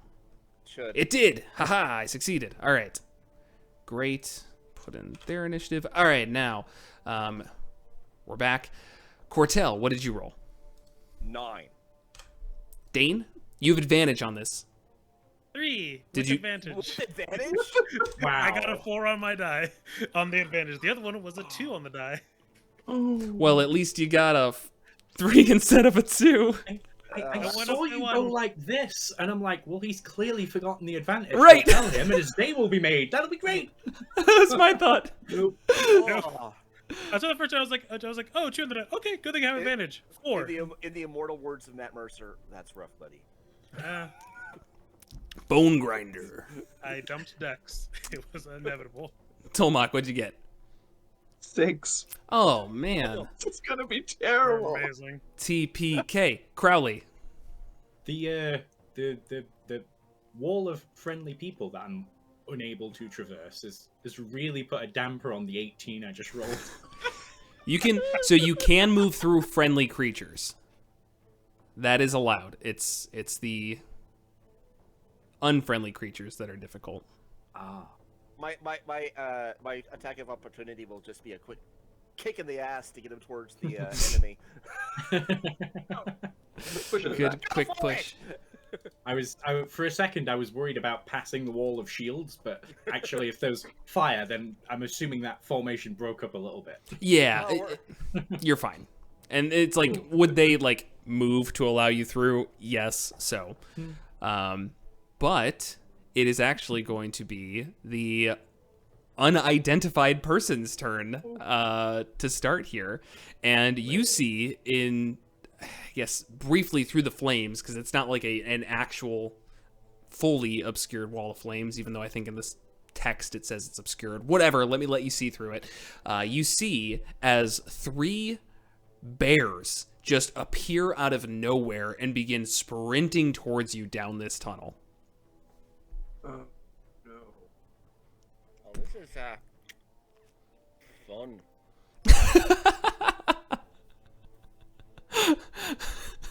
Don't say it like that. It is fun. Say, yes, this is fun. Hey, that was character voice. Yeah. And I believe roll initiative for them. They have their own turns. Summoning spells. Old summoning spells sucked. Yeah. Tasha's sure cleaned up the summoning. Yeah. spells. Yeah. Tasha's saved the conjurer. Yeah. Oh, and I'm sorry. Absolutely. You see actually 2 rows of 2, so 4 total. Much better. Well, I prefer to think of it as 4 attacks of opportunity. I'm not inclined to rush past. So that'd be upcast at higher levels. All right, we are good to go. Spell slots are burning. So that was her turn. Crowley, you're up. I hear the commotion from the other side of the illusion. Very briskly step through. Clearly, I make a noises from about to ask what's happening, and then there's quite a little out of character. As he witnesses the fire, because he's not a fan of being on fire.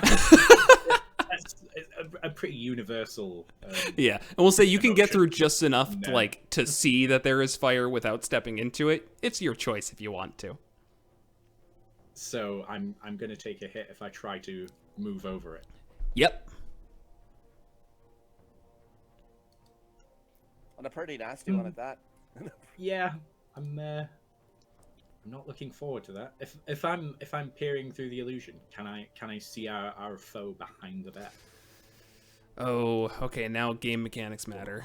I would say that we're probably obscure, covered, or The wall is opaque, so no, you cannot see through it. It is full cover officially. No, if I put my face through. Yeah. No. I'm not talking about the hallucinatory terrain. I'm talking about the wall of fire is opaque. Oh, the wall of fire is yes. Right, I see. So if you're standing in it, there's some leeway. If you're standing on the other side of it, not so much. So I can't even see the bears at this stage. No. You hear them. They're loud. Oh. Yeah, that makes sense. Yes, there is a moment of panic. You hear him ask sort of mostly to himself, what do I do? Mean encounters. You actually can't see the bears at all? I can't see them. Oh, I didn't put any on the map. I'll do that now. Oh, okay. Cool. Well, we can either get rid of the fire or get rid of stuff you can't see. I am about to reveal my ignorance of a rule here.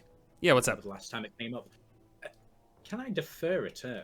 You can hold and... until a specific trigger happens.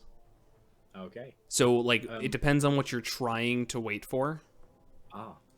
Well, like, if you want to wait until you see bears, for example, then that's great. It'll use your reaction to do that, to hold. And then, if you don't see bears, you basically lose your turn. It gets more complicated if you try and hold a spell, and we can get into that if that's what you're trying to do. Yeah. I wasn't sure of the technicalities of it. What I'm thinking is, I'll sacrifice 5 feet of movement if it's necessary. I want to be just face enough through the wall that I can see my companion. Okay. And the trigger for me taking my turn would be when the third one moves. So, like, when all 3 of them move out of it, you want to do something. And what do you want to do when they do that? Oh, follow them. Okay, so you're basically holding your movement? Yeah. Okay, now, the not fun part is, once that happens, you don't get your action. Oh. So I get the move and nothing else? Basically. You can basically take the dash action when that happens. Even at a dash, I'm going to take damage from the fire, aren't I? Mm-hmm. Not a very magical group. Nobody has, like, dispel magic or something? Well, actually, I thought ahead and took counterspell, but I was on the wrong side of the bloody wall when it was cast. Ah, you were. Heartbreak. And I was so prepared. And you were so happy to be on the wrong side, too. Yeah. And unfortunately, being a 4th level cleric, You don't have 3rd level spells. I don't have 3rd level spells. Nor do I. I am more artificial than I am cleric. Okay, just give me one moment to briefly read the rules on one. That's fine. This is intense. This is gonna be a TPK. I'm excited. You'll figure it out. Right. You're like, don't count us out yet. Don't count us out. I'm pretty sure we're TPK because I'm under 20 hit points now, and this is not gonna be looking good. Fortunately, I'm kind of hard to hit, but you know, I'm kind of easy to damage. I may be hard to hit, but I'm easy to kill. At this stage, yes, I am. This is My skin is made of paper. My glass bones. And waiting until my heart attack puts me to sleep. Crowley, do you know what you want to do yet?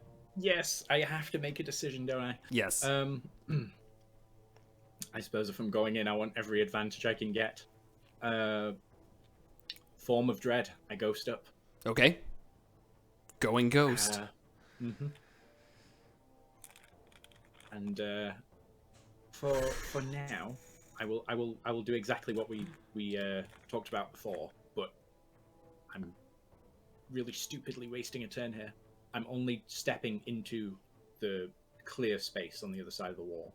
Okay, so you want to just step between the illusion and the fire, so I can get far enough that I can see without stepping into flame. Sure, yes. Okay, then yes, I will hover face just through the illusion until they've gone, and then when there's enough space for me to physically, I'll step through up to the flames and make a decision on the next turn. Okay, sounds good. All right, that puts us to whoever's next. It'll be Cortel. Can I quickly ask something? I mean, is this really because we walked through as shield wall? I'm assuming that I'm still with battle axe and shield, right? I don't have. Yes, but same deal. I mean, if you want to swap, it's basically free. I'm asking because if I had my halberd, I would get a free reaction if somebody steps into my range. Yep, you would. But I'm not there yet, am I? No, but if you go first. Yeah. Okay. All right, Cortel is gonna step the fuck out of the flare. Okay, good move.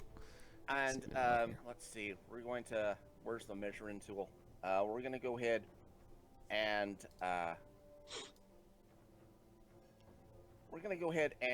move 10 feet forward.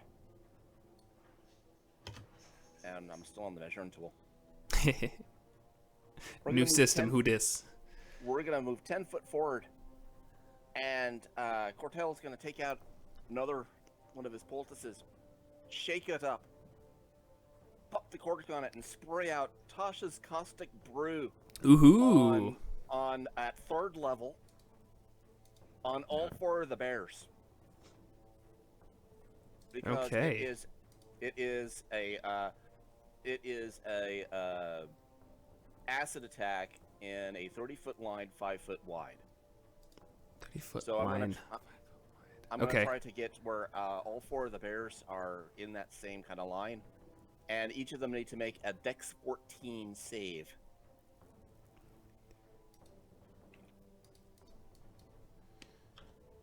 Okay. So if I have to position myself like to here, to where I get all 4 of them, I'll do that. Yeah, just step over one. Okay, so 14. The first one fails. Second one succeeds. That's a fail. And that's a fail. Alrighty. Let's see, at 3rd level, it is 6d4 acid damage save for half. And then each creature covered in acid takes an additional d4 acid at the start of their turn. Oh, right. That spell doesn't suck. Let's see. A dexterity saving throw or be covered with acid for the spell's duration or until a creature uses its action to scrape or wash the acid off itself or another creature. A creature covered in acid takes 2d4 at the start of each of its turns. So, that's 6d4 to start with. And it does not say save for half, so it's either save or suck. Okay. Let me Well, find one it. saved, the rest suck.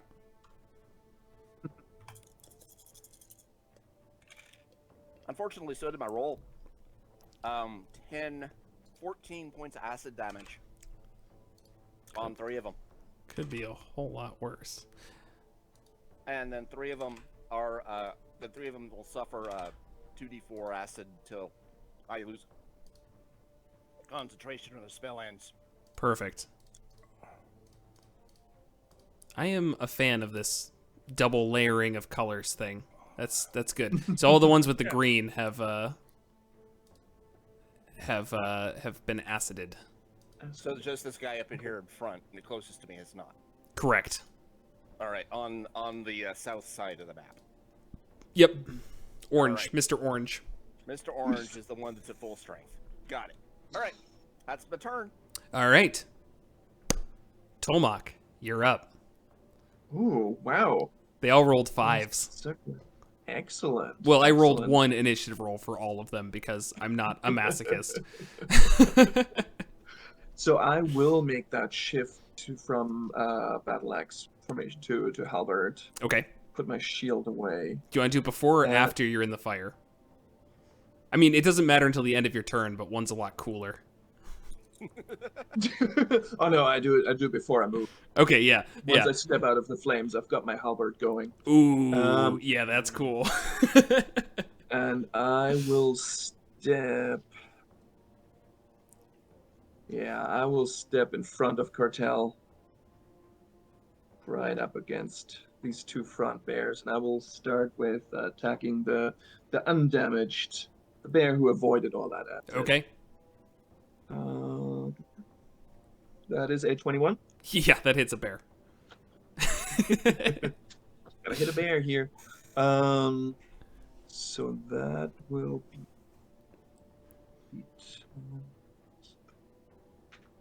That's 8 points of the slashing damage from the halberd. Okay. Plus, I had that stored energy from the Oh, from that yeah. firewall. That's 6 points of damage. Nice. For a total of 14. I got it. Yeah, 14. Nice. You know what? I'll use my bonus action against this one. So with the butt of the halberd, I smack him right in the face. That is a 16. Hits. That will do not bad. 6 points of damage. Okay. Anything else? It's still up. Still up. Then I'll use my second attack. And I will attack. Same one. Why not? All right. Let's see whether we can get one down here.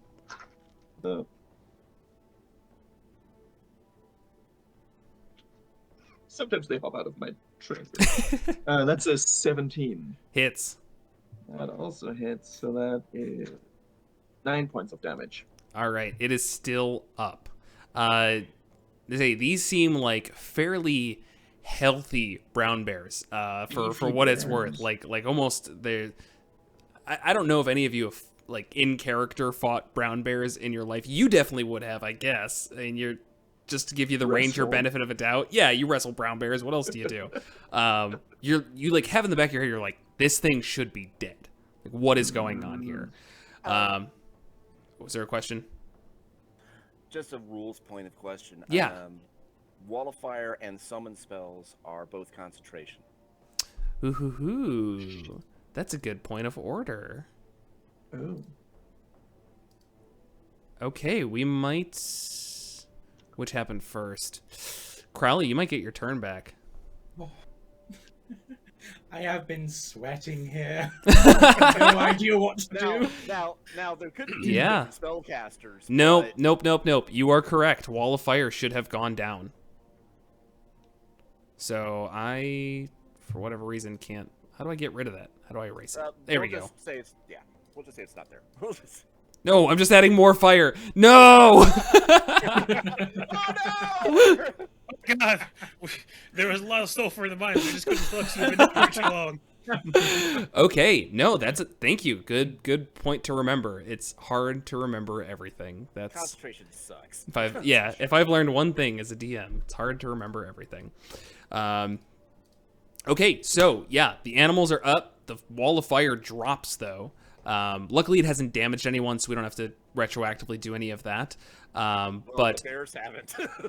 right, but absorb elements. Wouldn't someone have a spell slot back? No. That was from the initial damage. Yeah, right. Okay. We got hit with a surprise round with the wall of fire. Yeah, either way. So Cortel, you just to recap everything, jump in front of the on-charging bears and let loose this line of acid as it just sticks to most of them. One of them kind of hugs up against the wall, and you see it kind of like knock against the wall. Rocks begin to fall down, and Tomak, the flames die down, and as they do, you're standing there with your halberd almost at the ready, quick as you are with it, and you just come charging forward, and the one that's just knocked against the wall, you take 3 attacks into it, all of them connecting, and it's still standing.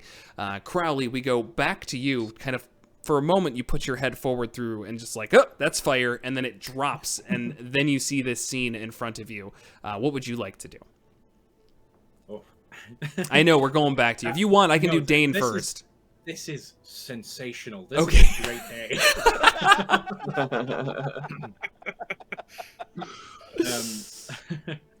So, I think under the circumstances, we'll use a spell. Can I Go ahead. shout out to Crowley, enemy spellcaster, and point down the hall? Yeah, the You warning can. would help. Actually, in fact, the warning would change my action because knowing that there was someone I would potentially have to counter would mean I'd be more reserved about using my useful spell slots. Yeah, so I will jump through and assess the situation. What can I see over their shoulders? So you can see past the bears. You'd probably say And I it's do like, point at the dwarf. yeah, I'd say it's like 3/4 cover looking through like the hulking bears that are all there. But you do see the a dwarven woman standing there with a, again, bundle in hand, a staff in the other, and it's kind of raised up, like watching what is happening, preparing to cast something else. I'm really hoping that she's perceptive enough to see this haunting figure just melt through the rock wall and then the Eldritch Blast flies over everyone's shoulders. I'm going for the face. Okay. And So a 3/4 cover is going to up her AC, but make the attack. She's not like an armored dwarf well, here. So. the first probably missed. That was a nat 1. Yeah, I think so. Yeah, let me check the rules real quick. The second probably hit. That's a 27. Yes. Okay, Lose so the concentration. Lose the concentration. That just means she can cast another concentration spell. I Do don't you want lose the that? Mean. we'll find out what happens. So crit, although one of the dice fantastically was a 1. right. So initially I dealt all of 10 damage, but I will get a couple more from the oh gosh, what's it called, the form of dread, the spooky Right, damage. right. That'll double 2 on a crit, won't it? You got a crit? Yeah. Oh, okay. I didn't mention that initially. I just called out 27. I realized that was incredibly unhelpful. I apologize. I mean, there's been less helpful things. This is undead. And the additional 9 and a 10, 19. So that's a grand total of 29. Nice. That's a. Yes. Okay, that does crit. Okay, just had to double check She that. She tried to set my friends on fire. There is retribution now. It's happening. So It is that on. just to make sure that's 19 points total? 29 points. 29 29. points total. Thank you. 19 was the that's the initial. Okay. No, That's a sorry. 14. Sorry. 10 was the initial. 19 was the 2 additional dice for the crit on the form of. So it was 10 points of force damage and 19 points of necrotic. That's fine. Okay. Well, I think it all, if you use all that, I think necrotic, it all yeah. becomes necrotic. Yeah. Okay. Doesn't matter. Just need a total right now. So the 29. first Eldritch Blast just goes soaring overhead and smacks into a stalactite off the ceiling, and you just watch it as it drops to the ground. But it clears a path for your second one that just goes soaring overhead and smacks directly into her chest. And then she has to make a big old concentration check 14. that she makes at advantage. 23. Ah. Oh. Almost had her. She rolled a natural 20 on that, so Nice. She would- Nice. Yeah, that'll do it.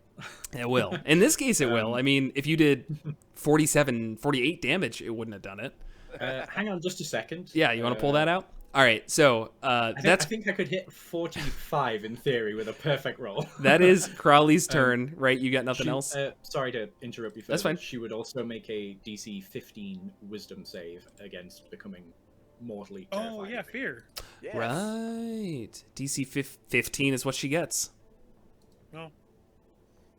There's always next turn. And then there's the bears, Now it's the bear's turn. and they can see Crowley. They can see Yeah. a lot of things.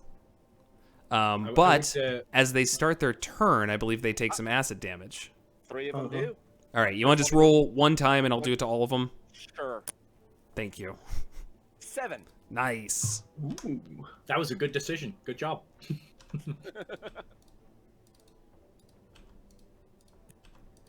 All right. So as they roar to attention, you just see as the acid begins to just burn into some of their flesh, and this one is going to charge forward, not moving out of your range, Tolmok. Don't worry, I know how to fight polearm masters, but these ones are going to move into your range. Yes. So go ahead and do that first, then I'll do all of my attacks. I will whack Mr. Blue Okay. as my reaction. Hey there, Mr. Blue. That's a 17. Hits. And that is 9 points of damage. All right. All right, so as it runs forward, you just kind of put your foot down in a way that you were just saying, I am not afraid of you, bear. And you just slash across its face, and it kind of reels back, but it then goes in to bite you. And so we're going to see if that hits. That's a 9. And then it'll swipe at you with its claws. That is a 12. Other one's going to attack you. Natural 1. And a 16? Misses. All right, so you are just fending them back. Like they're trying to find a way through your defenses, but you're keeping your halberd, keeping them at bay. You are a master with this pole arm. For the record, Jared, I'm just gonna say I have an AC of 18. Haha, well, I'll have you know that's going to be very difficult for them to hit you.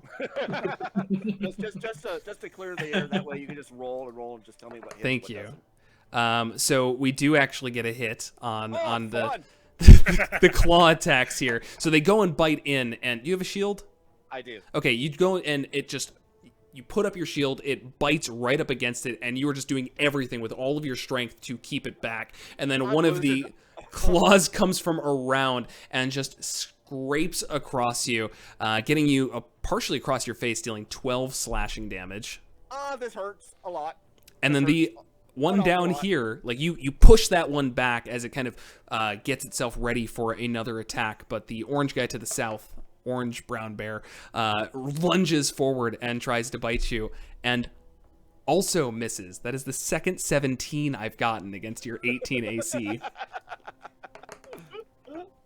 I'll take it. And then the orange one's claws hit, raking into you, dealing I'm down. I got 2 hit 13 points left. 13 That's all. damage.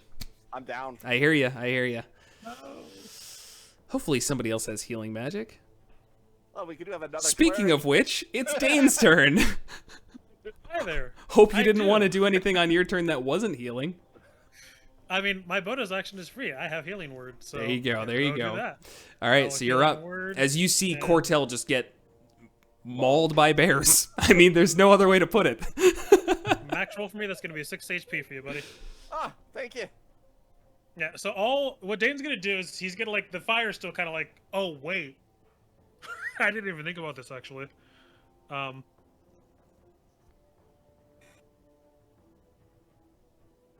Cool. Which of the 2 bears looks worse next to Cortel?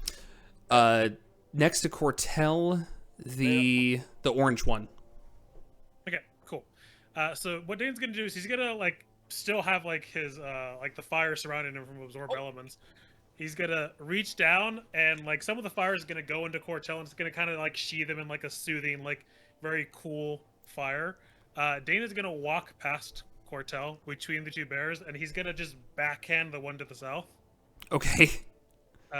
With his thunder gauntlets. So. Okay, and while you're doing that, Bob, what's up?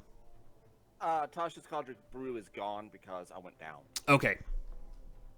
You got some good damage off on it, though. Oh yeah. No complaints. Value. So just let you know that Yes. it's done. At 22 to hit the first bear. Yeah. And that's going to be that's going to be 11 force damage and then 4 fire damage. That's enough. All right, so as you just turn to it, you just punch straight into its snout as it's lurching out towards you, and you just see as the force of it just blasts it back, and then flames just dance around the creature, and it's just catches on fire just enough. Let's just say it's just enough fire, and it drops to the ground, incapacitated, and some might even say dead. I don't know if I have a way of... Excellent. Then, Oh, there we go. That works. Make it see-through. Ooh. I will then try to use my second attack on the bear to the north. Okay. 21. Hits. For minimum 5 thunder damage. Okay. And then I'm just going to finish up by walking right in front of Tolmok. Okay. All right. The entire time, though, Dane just and just staring towards the caster the entire just past the bears. Ooh, just They're just, focusing kind of on her. annoying him more than anything. All right. So you see the caster. She kind of is backing up, seeing you just make quick work of her summoned creatures, and she says, "Leave this land. You have no claim to it. You'll only bring more trouble." And she is going to cast. No, that is also concentration. So many concentration spells for druids. I love it.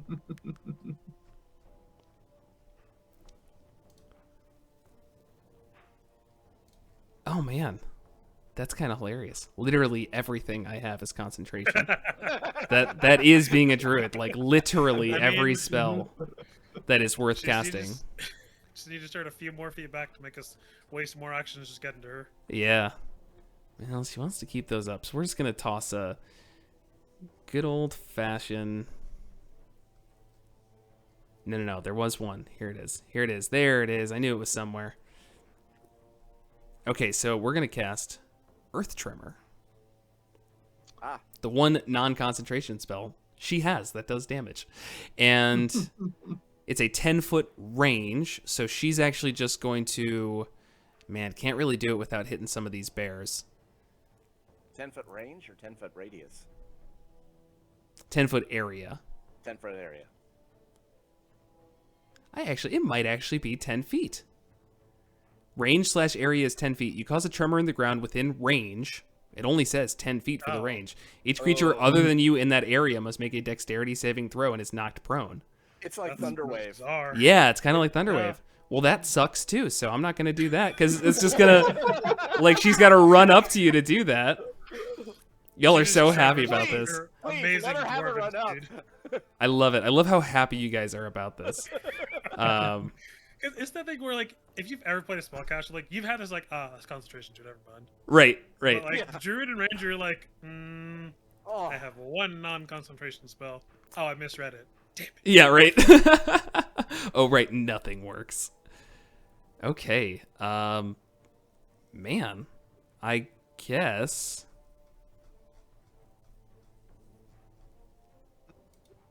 we're just gonna give up. She's going to cast Cure Wounds on herself and just make sure that she's in tip-top shape for when her stuff falls. Like, realistically, she could just cast another animal, but we're gonna wait. That's the right thing to do. All right, so you hear her once again just yell out, "Leave this land, you'll only cause more trouble." And a light pulls from her staff and goes into her. You recognize this as healing magic as she steps to the side here and is out of sight. And moving on, we go to Crowley.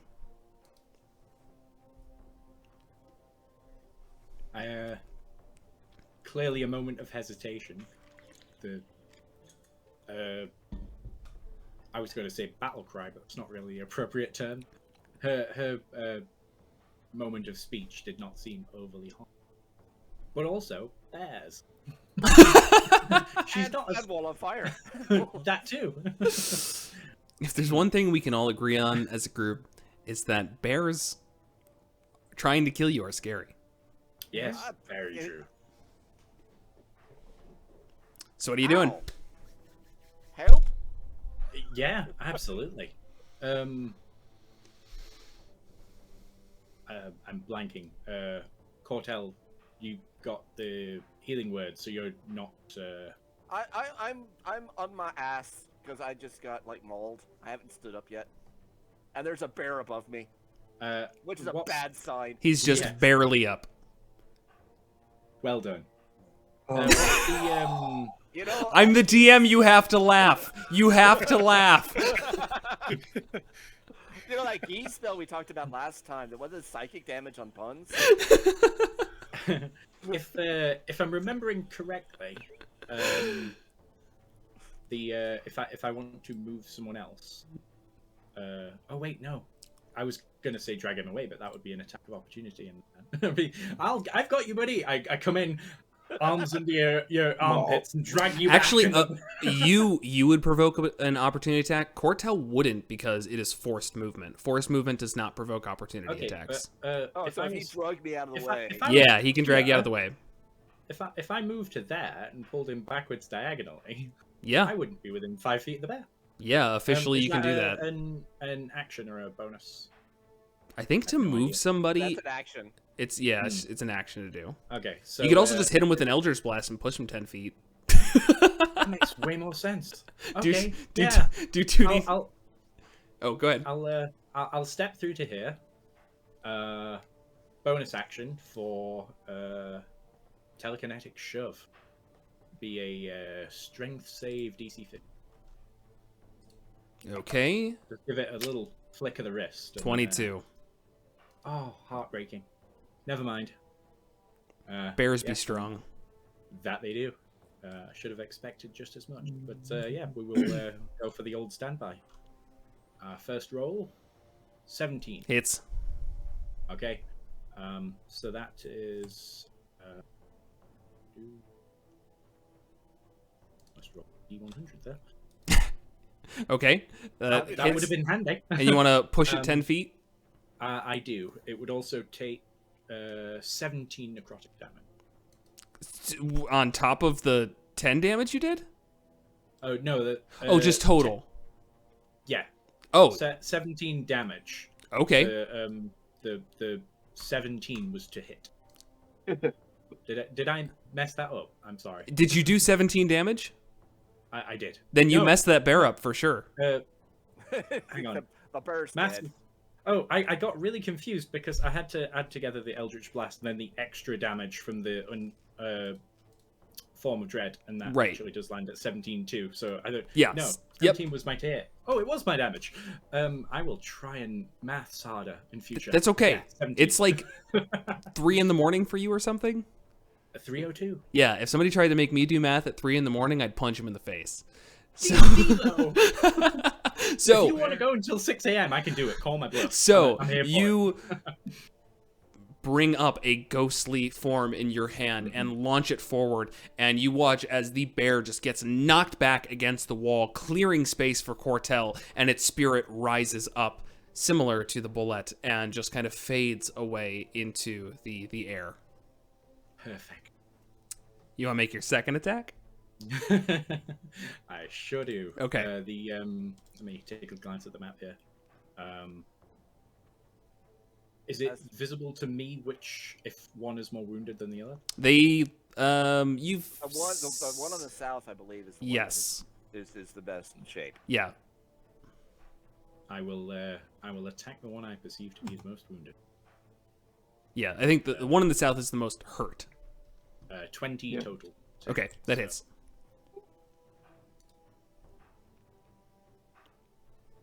So, Jared, the one with the white ring never got hit with the any of the acid? No, it did. It's just the other one got hit by Dane. Oh, okay, yeah. It got Daned up. Damage came out as to hit again by chance. 20 total necrotic. Okay, you just once again release another shot, and it just hits right into the bear, and it just falls over, kind of blasted back a little bit, and drops dead. I guess really they're summoned, so they just kind of disappear, but whatever, it drops dead. If there's any chance that the enemy caster is paying any attention to this, after releasing the second bolt, my hand falls and the head just turns. Oh gosh. I'm going for the intimidate. Okay, well she's around the corner, she can't see you. Oh, she definitely. But Cortel, you are up.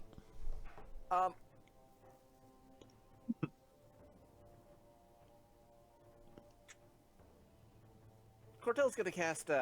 He's gonna take out another little potion. It's filled with lavender and valerian, and he's going to shake it up, and he's going to chuck it at the last bear and cast sleep upon it at 2nd level. Okay. And then he's also going to call out to the spellcaster. It's like, we really don't mean you harm. We're just a little confused. You can stop attacking us. Well, he's going to shout that real loud. Okay. Let's see. That is 68 at 2nd level. That sounds right. Sorry. Sleep is one of those weird. Yeah, it is. Roll an additional 2d8. Oh. So that is, let's see, what is that? It's like right on the cusp of it 7. being It's totally 7. useless. It's 78.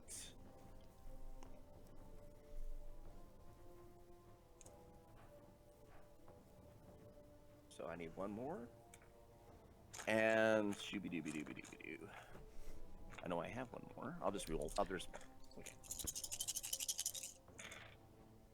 Ah, balls. Right, so that's 10, 25 points of sleepiness. If it's got 25 hit points or less, You see as the bear just gets and falls over, asleep. This is it lasts for a full minute and it's non-concentration. Ooh. Wow, what a good spell. Hey, don't, If a don't spell knock works, it works. Sleep serves one purpose. Oh, that's cute, Zelda Barbarian. You're at 0 HP? Be ashamed of little Timmy who's been going to magic classes came out. I don't know. I will say my Middle Earth group has done amazing things at low level with sleep spells. Low levels, yes. At low level, it is They a good can't spell. survive anything else. Yeah. It's a weird spell because it's like good, worthless. Just like a cliff. We're right on that. We're right on that edge. This is of- this is where I say sleep has purpose. If you want to end a fight and not kill people, there you go. You did it. So, anyways, the brown bear would go, but it's asleep. Dane, you are up officially. Oh no, I'm sorry. I skipped Tolmok. Tolmok, you're up first. Oh, and I'm also gonna move 30 feet forward. Okay. I hate to sabotage a friend here. If you were prone before, it would be half movement to stand up. Good point. call. Please sabotage your friends. I'll move back 15 feet. Sabotage me, sabotage your friends, as long as it's in Can the I- name of consistency. So I get up and move 15 feet forward, and I'm still saying, "Hey, we can talk, you know." Yes. Heard loud and clear. Tolmok, Dane, you got this one. it's asleep. Are you talking about the bear? Yeah. Okay. Then I will run by 35 feet of movement, which probably is something like to here, right? If I stay here, can I see the spellcaster? At see the that dude? angle, I will say you can. We'll say you can see like her, a little bit of her, like half of her. Okay. I will make her my Slayer's Prey, Okay. and I draw my longbow and I shout to her, "Lay down. We don't have to end this the bad way. Okay, and you're gonna fire. If she doesn't respond at all." Okay, you're holding until she responds, basically. I think the technicality with there would be giving her as a moment to respond. Would be saying, Yeah. Right. is she going to say anything in aid If of she's gonna like, make a hostile conversation? action, Yeah. then Yeah, no, I'm trying to gauge really, is there any notion, any sense that she's sort of wants giving to, energy? wants Yeah. to talk. Okay. We'll just for the sake of ease here, just say holding until she does something. If she does something, then we can revisit this. But not Okay. her turn yet, so we'll see what everyone else does first. Brown bear's asleep. Dane, what do you want to do?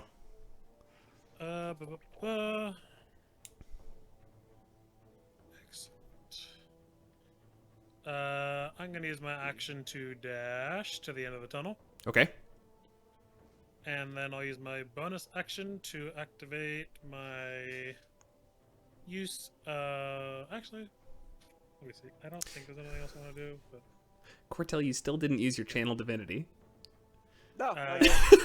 I gonna may use pop my- it now because that 1d6, a 1d6 plus 2 temporary hit points sure come in handy, but I didn't want to give it to the bear.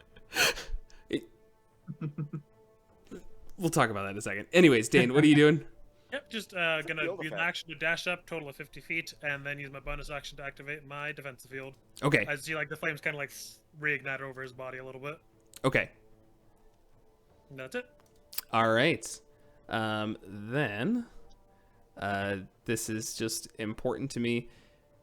So it does specifically say, Bob, you can grant the creature one of these benefits, which means you have the choice to. You don't Oh, have okay. to give it temp HP. Like I said, it's a field effect. I figured it affected everybody. No, I no, could no. choose one that affects everybody at the same time. No, then I wouldn't be mad about it. That's actually my read on it. Yeah. Well, You know. that's the again. We'll talk about it later. Let's move Right. things on. So she now sees you, Dane, and has heard you all basically saying, put down your arms. And she says, I'll protect this child with my life if I have to. This is their home. The dwarves here will only kill him. But she does not cast a spell. Well, now. This is That what the bundle is? Are we still in a combat round situation? It sounds like no. I didn't hear anyone jump to let's kill her anyways. She's not attacking you. Is anybody want to have their turn? My turn will be to go up to get everybody, and then pop the field effect, and everybody will get the 1d6 plus 2 temp HP. I also would like to cast a Cure Wounds upon myself, but that's multiple actions. Okay. Well, we'll say the field pops and things are kind of tenuous, but you see her like moving over to this stone pillar over here, or I guess just a large bit of rock, and she is not attacking. She seems to just be kind of creeping in the corner here. And yes, Dane, because unless Crowley moves up with me and gets in the field, everybody gets 8 temp HP. Nice. Well, I'm sure that's like where it ends, right? You can't do that every turn. I'm sorry. You can do it every turn. I have to say it. It just replaces it because temp HP doesn't stack. 1 hour. Yeah. So the one thing is not a combat thing, but yes. As Dane sees her kind of like moving towards something, Dane's just gonna kind of like unclip his shield and just slide it towards her. It's kind of like a gesture, and then just like have his hands up, and like the flames will kind of die down a little bit on him. Okay. And she's still just kind of behind this rock, just like more. You don't see her, but you get the sense that she's waiting for you to make a move before she does something. All right. All right. I mean, Dane will speak out in Dwarven and say, "We're not here for any children. Frankly, no clue what you're talking about. You're here to save the miners. You're here to retrieve something. Hopefully, we are not enemies in that goal.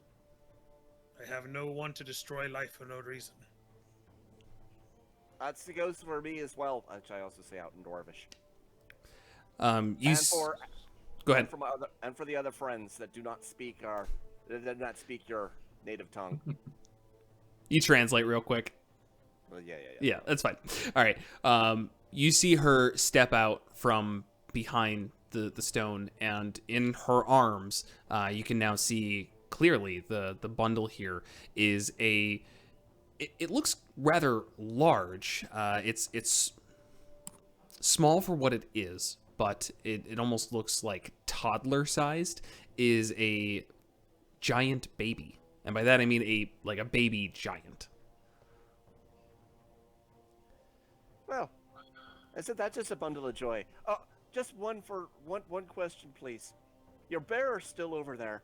It's currently snoozing away, but could you? She slams her staff on the ground, and it dissipates. That means we have no problems, no issues. Mm-hmm. We good. Put my bow and arrow away. As soon as the bear vanishes, I take on a slightly more natural appearance. Okay. As natural as Crowley can get. I'll even peace lock the sword. Okay. Put your safety on. Eldritch Blasts. So, tell us about your child. I've been caring for this child for some time now. I saved it from its parents, who were going to kill it. I took it here because it needs to grow up in this land. It needs to grow up in its land. It was born here. It needs to live here. I'm sorry, by here, you mean it was born down here? Can I roll an intelligence roll to see what type of giant it is? Sure. And she just, yes, It was born here. Its parents. Is it an Ulant? I forget my own names. Aye, it is. I And rolled a Dame's 17. gonna just kind of scrunch his forehead at that. So what did you get? I got rolled a 17. 17. You're not like super familiar with giants per se, but you do see stony skin. What you assume is you assume it's a stone giant. Hey. And Dane, you pick up on that like immediately as well. I look over to Dane, who had a very obvious reaction, and I was just kind of give him a quizzical kind of eyebrow Spock raise, just to, like to see if he can illuminate some of the things that he just realized.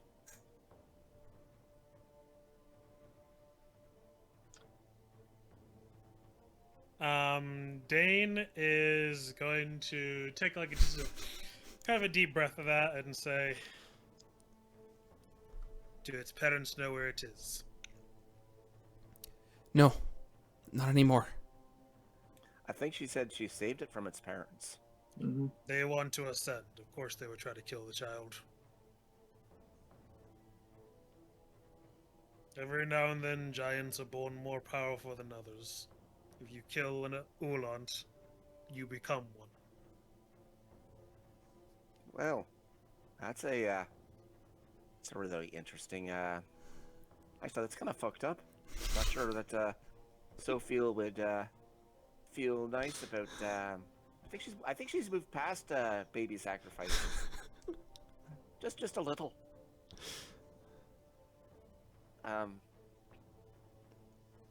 Well, Sorry, we haven't met appropriately. My name is Tolmak. These are my friends. I'm Cortel Riath, humble servant of Sophia. Well, I'm Phila. Phila? Yes.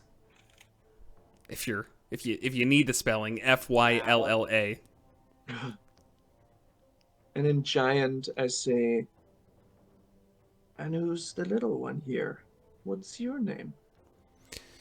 And she responds in giant that she says, "Haven't chosen a name for him yet, and it hasn't come up." And would you, just to give you more context, would you know about giants? Like, why do you know the giant language? Probably it's part of my travels and wilderness training. Okay, in then the mountain.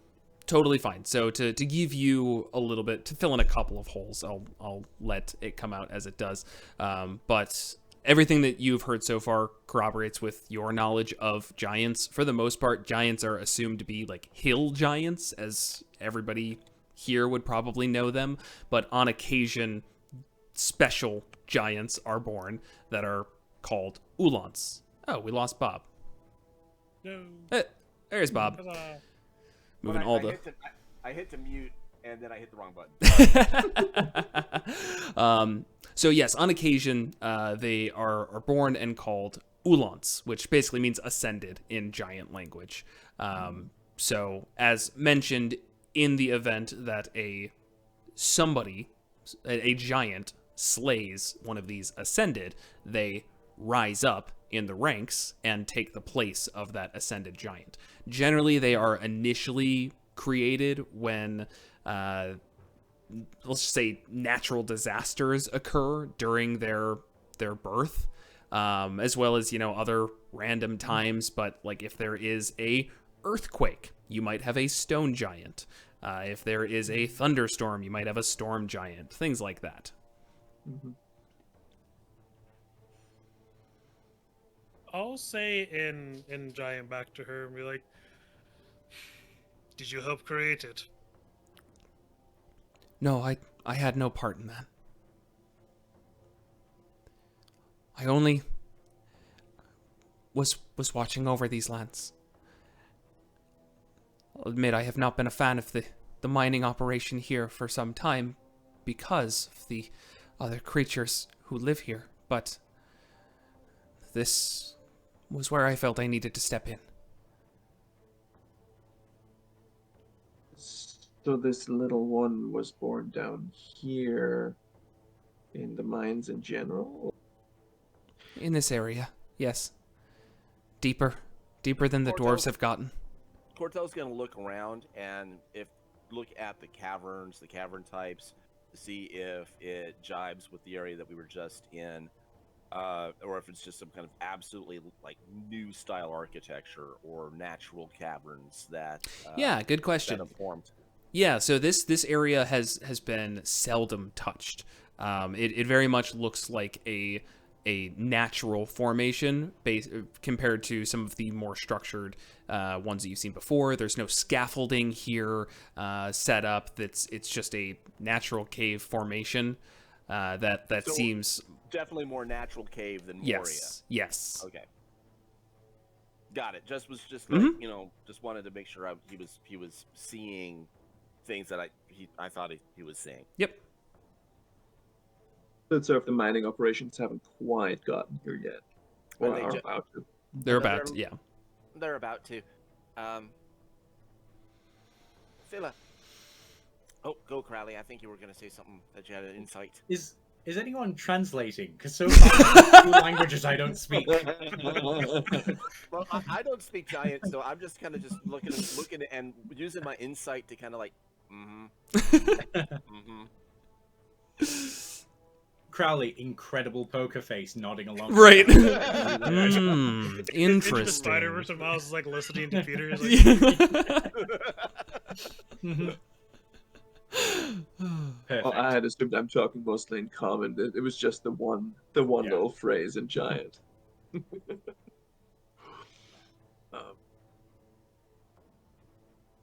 don't know what Corey.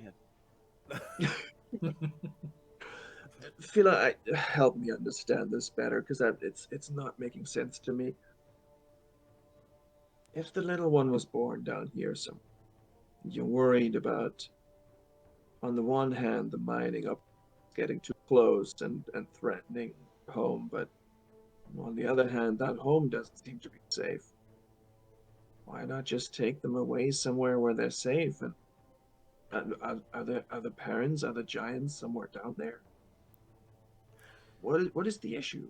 I believe I've driven them off. They might come back, but I'm worried that if I take the little one out of here, then he might not live up to his full potential. The little one here is a little difficult to move from his size, and quite frankly, nobody builds a pram this size. And even if they did have a pram this size, you would need like a whole team of oxen to actually like move it around. Perhaps instead of... See, I'm looking at this as more of a blessing. This is a blessing for this area. Because what we're going to have Junior here is going to grow.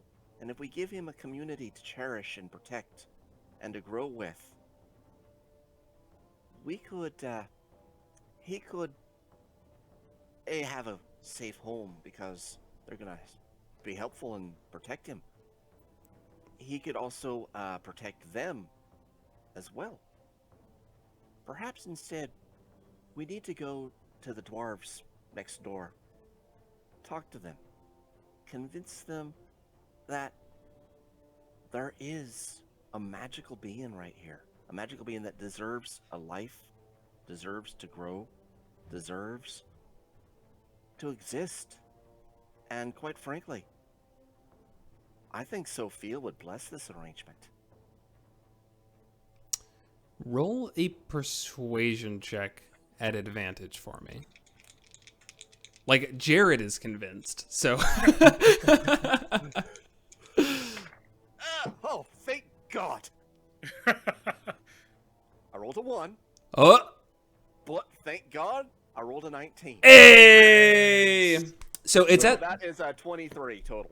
So it's at this moment that you hear the dwarves from before come up the tunnel and from behind, and... We're talking Gwyn and company. Yes.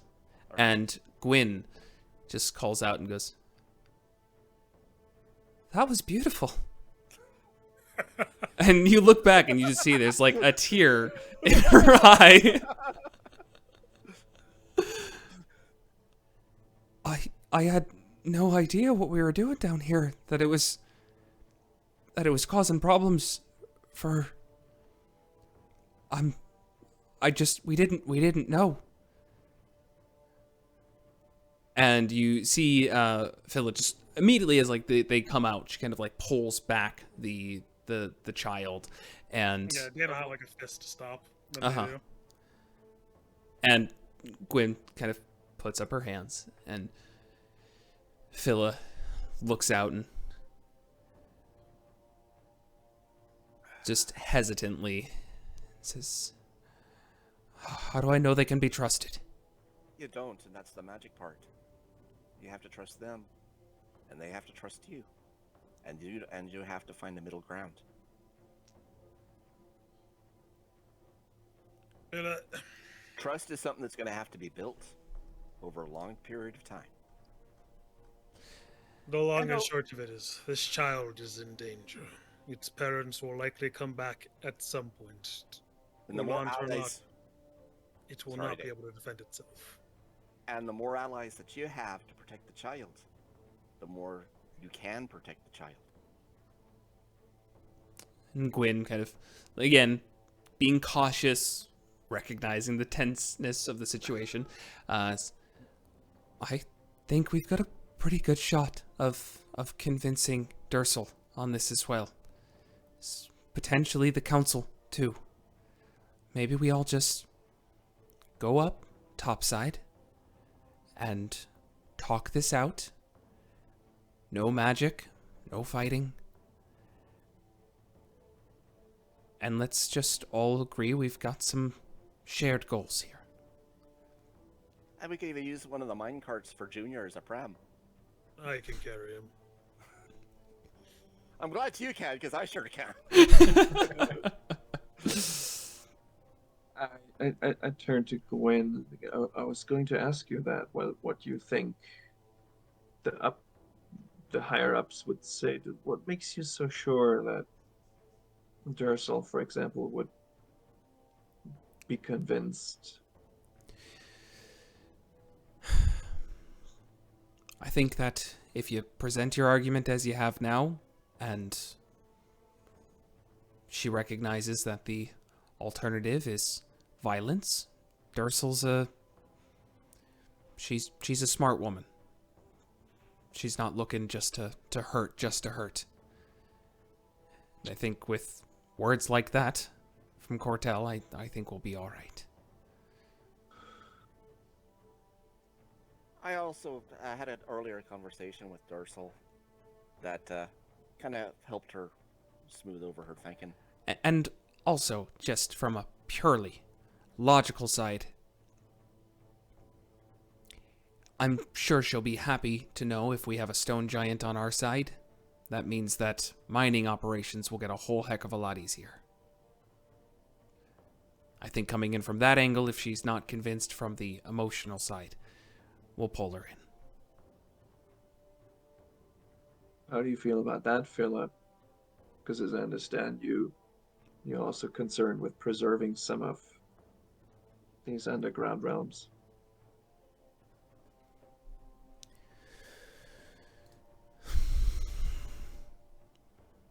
I guess I just want to make sure that the child has a choice. And if he wants to leave in the future, then he can leave. But I think for now, growing up in a safe environment, for in exchange a bit of work, as long as I get to stick around and oversee it as well and make sure nothing's going on that I don't approve of. I think that is an absolute non-negotiable, that you will be the child's caretaker. Then I think it can work. Hey Gwen, there seems to be an awful lot of who don't like Dursel and who say that she mistreats her workers. Dursel Can was you- under a lot of stress to make some quotas. I think with some of the mine parts drying up, that she got more interested in making quotas than making for the benefits of the community. That's the conversation that I had with her.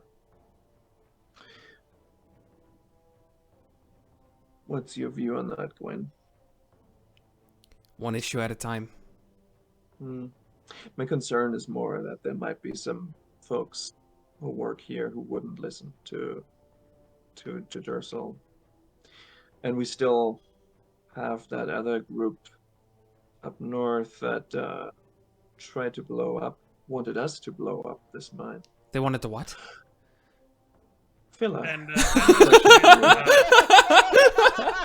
Daniel will kind of like hold up his head and say, I have a sun gem here they've rigged to make a massive explosion. Mm-hmm.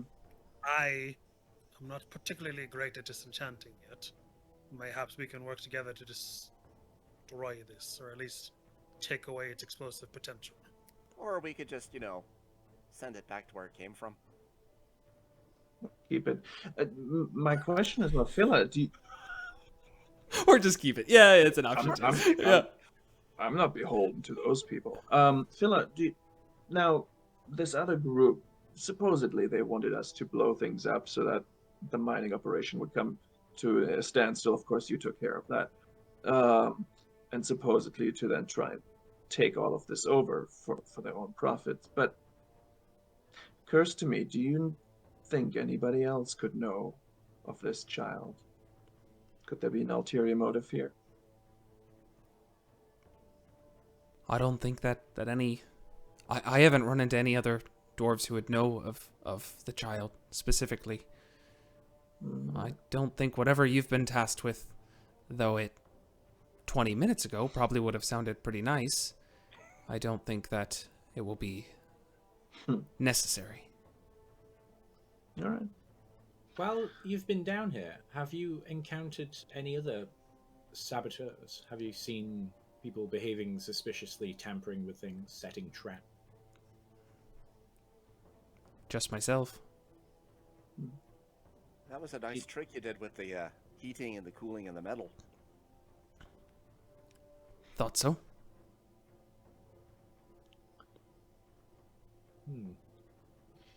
Well, I think we should go topside. We've rescued the dwarven party. We've put an end to the sabotage of the mines.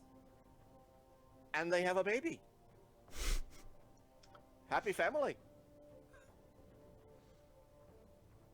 Let's hope you're right. I'm probably not, but what the hell? Whatever happens, it can still all be solved with wine. Yes. Do we have a plan of how to approach the others, though? I mean, Chisel is going to have questions. I think first that we need to go straight to the council. We need to go, this is above Dursel's head. Mm-hmm. We have found something that affects the entire community, not just the mine. So we need to go to the council. And we need to present Phila and the child to the council. We need to say, this here is a blessing. And I don't follow the earth god, I follow the sky god, but from my point of view, this is a blessing. All right. So, with that, you all gather in your mine carts that are down here and make your way back topside, being stopped at one point by Phila, and she goes, hold on, actually, just for a moment. And she gets out and does like a quick little repair on parts of the tracks and hops back in. She goes, we can go now. Yeah, David will help out when she does that too. Just like Okay. He's helping with moving. Yep, that's fine. And you all head back topside, and from there, there's just Dursel.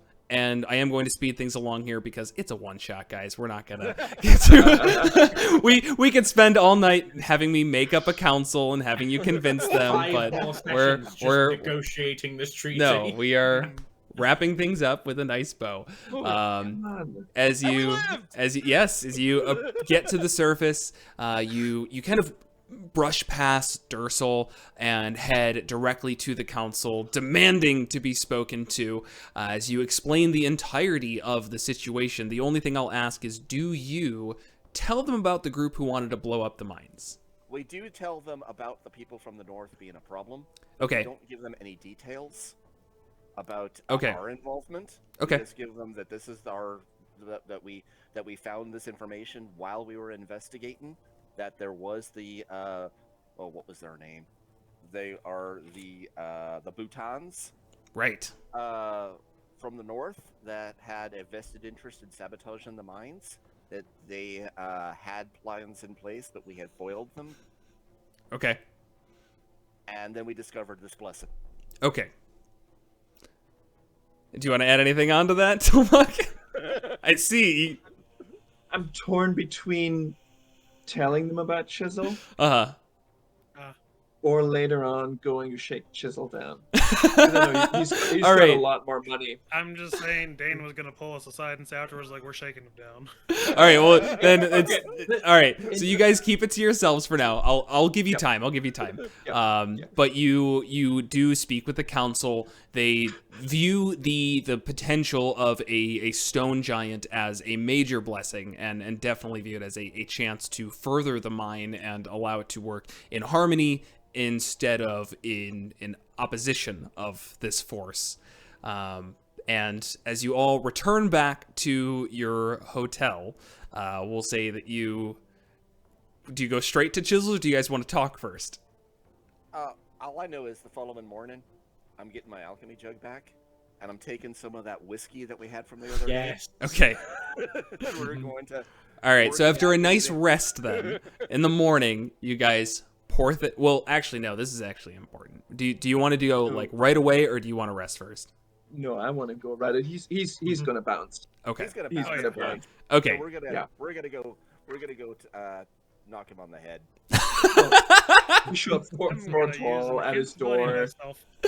So you knock on the door, and Chisel's there, big black beard as well, and he sees all of you, and he goes, "Oh, you're back," and Door open. yeah, We're walking in. okay, I will walk in, saunter in after all the muscle has kind of walked in, like the muscle is. And yeah, yeah.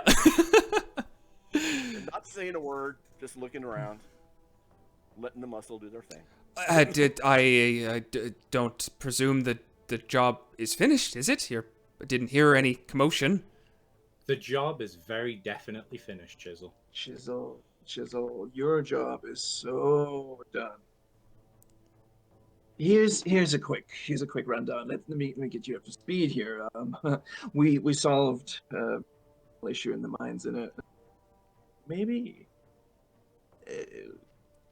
the direct opposite outcome of what your bosses, your bankrollers wanted, and so let's just say that not only is the council not going to let go of this mine ever, but Before you start the whole thing, I'm gonna thaumaturgy all the doors closed Yes.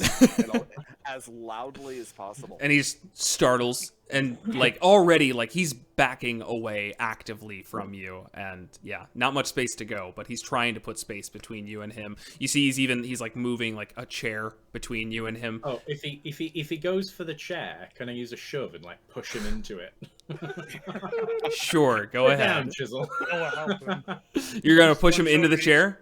Oh yeah, I'm not knocking him on Okay. his ass. I'm sitting him down. Okay, yeah, you push him back into the chair as Tomak, you close the distance. And keep as it's looming going, over Yeah, him. yeah. Also, thaumaturgy, the lights are going. Of Yes. course, of course. But if the town council ever found out about your role here and handing us this wonderful little item there, Chisel, things would go so badly for you. So here's the plan. You give us whatever else they gave you, whatever else money you had sitting around. You hightail it out of this town and out of this area as quickly as you can.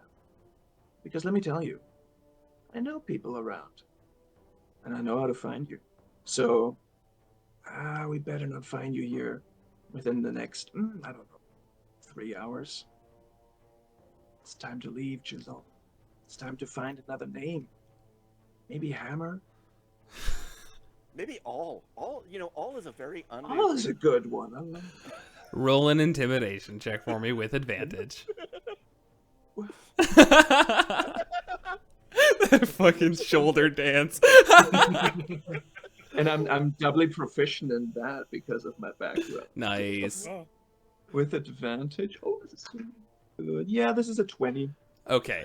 okay. You just see Chisel just like at first it's like that fight or flight reaction. Like you can see eyes darting, looking at the windows, looking at the door. Is there a way out of this situation? Seeing you all surround him, and he is just goes from like this high adrenaline to solemn as he just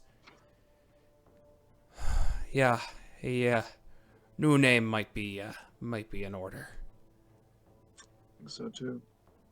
It could have been worse. We could have asked for your beard. I'd rather you take my life. That's why we suggested a new name. Let's just go our separate ways and we'll pretend this never happened. All right. Good idea. course. We'll watch you just pack your little bag and then you're out. I would offer you one further incentive to behave appropriately. It's possible that your colleagues, your masters, your allies will convince you that we can be stopped. We can be overpowered. The absolute best that they could offer you is that they would successfully kill all 4 of us. I would like to assure you right now that that wouldn't stop. And the lights go all spooky. Oh. Crowley's hands down by his sides, twisting in little eldritch dress, just a mumble, just a whisper of abyssal as he casts Summon Undead, and a spectral wraith drifts up through the floor between us. We would haunt you until you died, and there is nowhere you can hide from the dead. So please, behave. I have to ask, because I can't let anything go without a roll. Roll intimidation at advantage. I have to. I understand. This is where 5th edition is limited, because I want to add like plus 30 to this, but...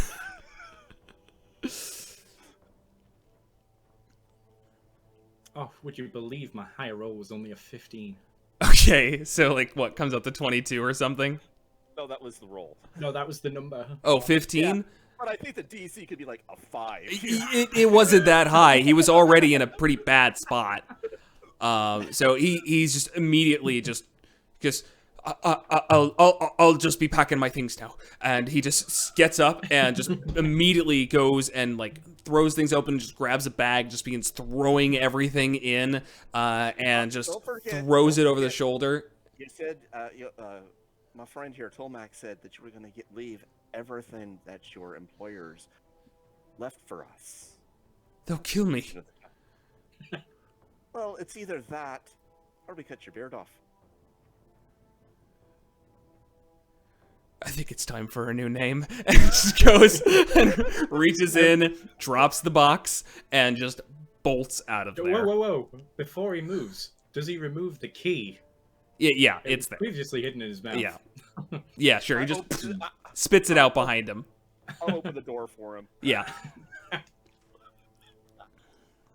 Nice. This Cortel will just turn and just shake Crowley's hand. And with that, you all have successfully stopped the Halt of Glymrock Mines and gotten the money as well. And I will say, for all intents and purposes, you won this game.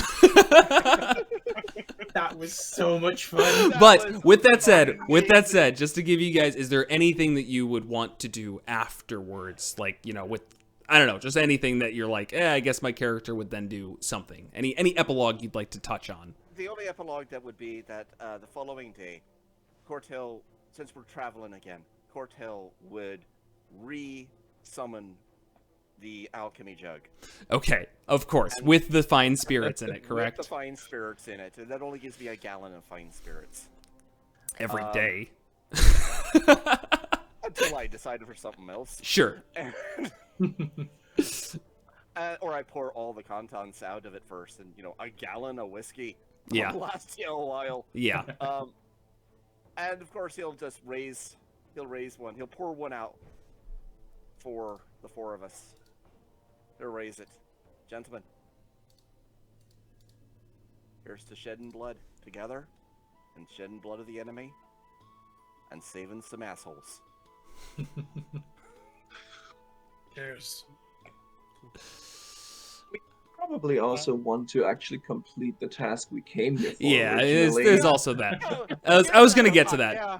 But you return to Braytown, and you do also, before that, you do get the Heart of Ernu that you originally came here for, but return back to Braytown after some travel through the mountains, and complete your task there, and get paid even more money, because that's what you were doing in the first place. You will not believe the day we had. And Cassius Flounce, the wizard, just looks at you and goes, very good. Just leave the gem there, and here's the money. Right? Does not care about your day in the least bit. I'll go No, to the find temple of us. I will go to the Temple of Sophiel. Okay. I will leave the Temple of Sophiel every portion of my share except for a good about 4 months of living expenses. Sounds good. All right, so with that, is there anything else anyone would like to do as an epilogue to their character? No stress, just want to give you the opportunity.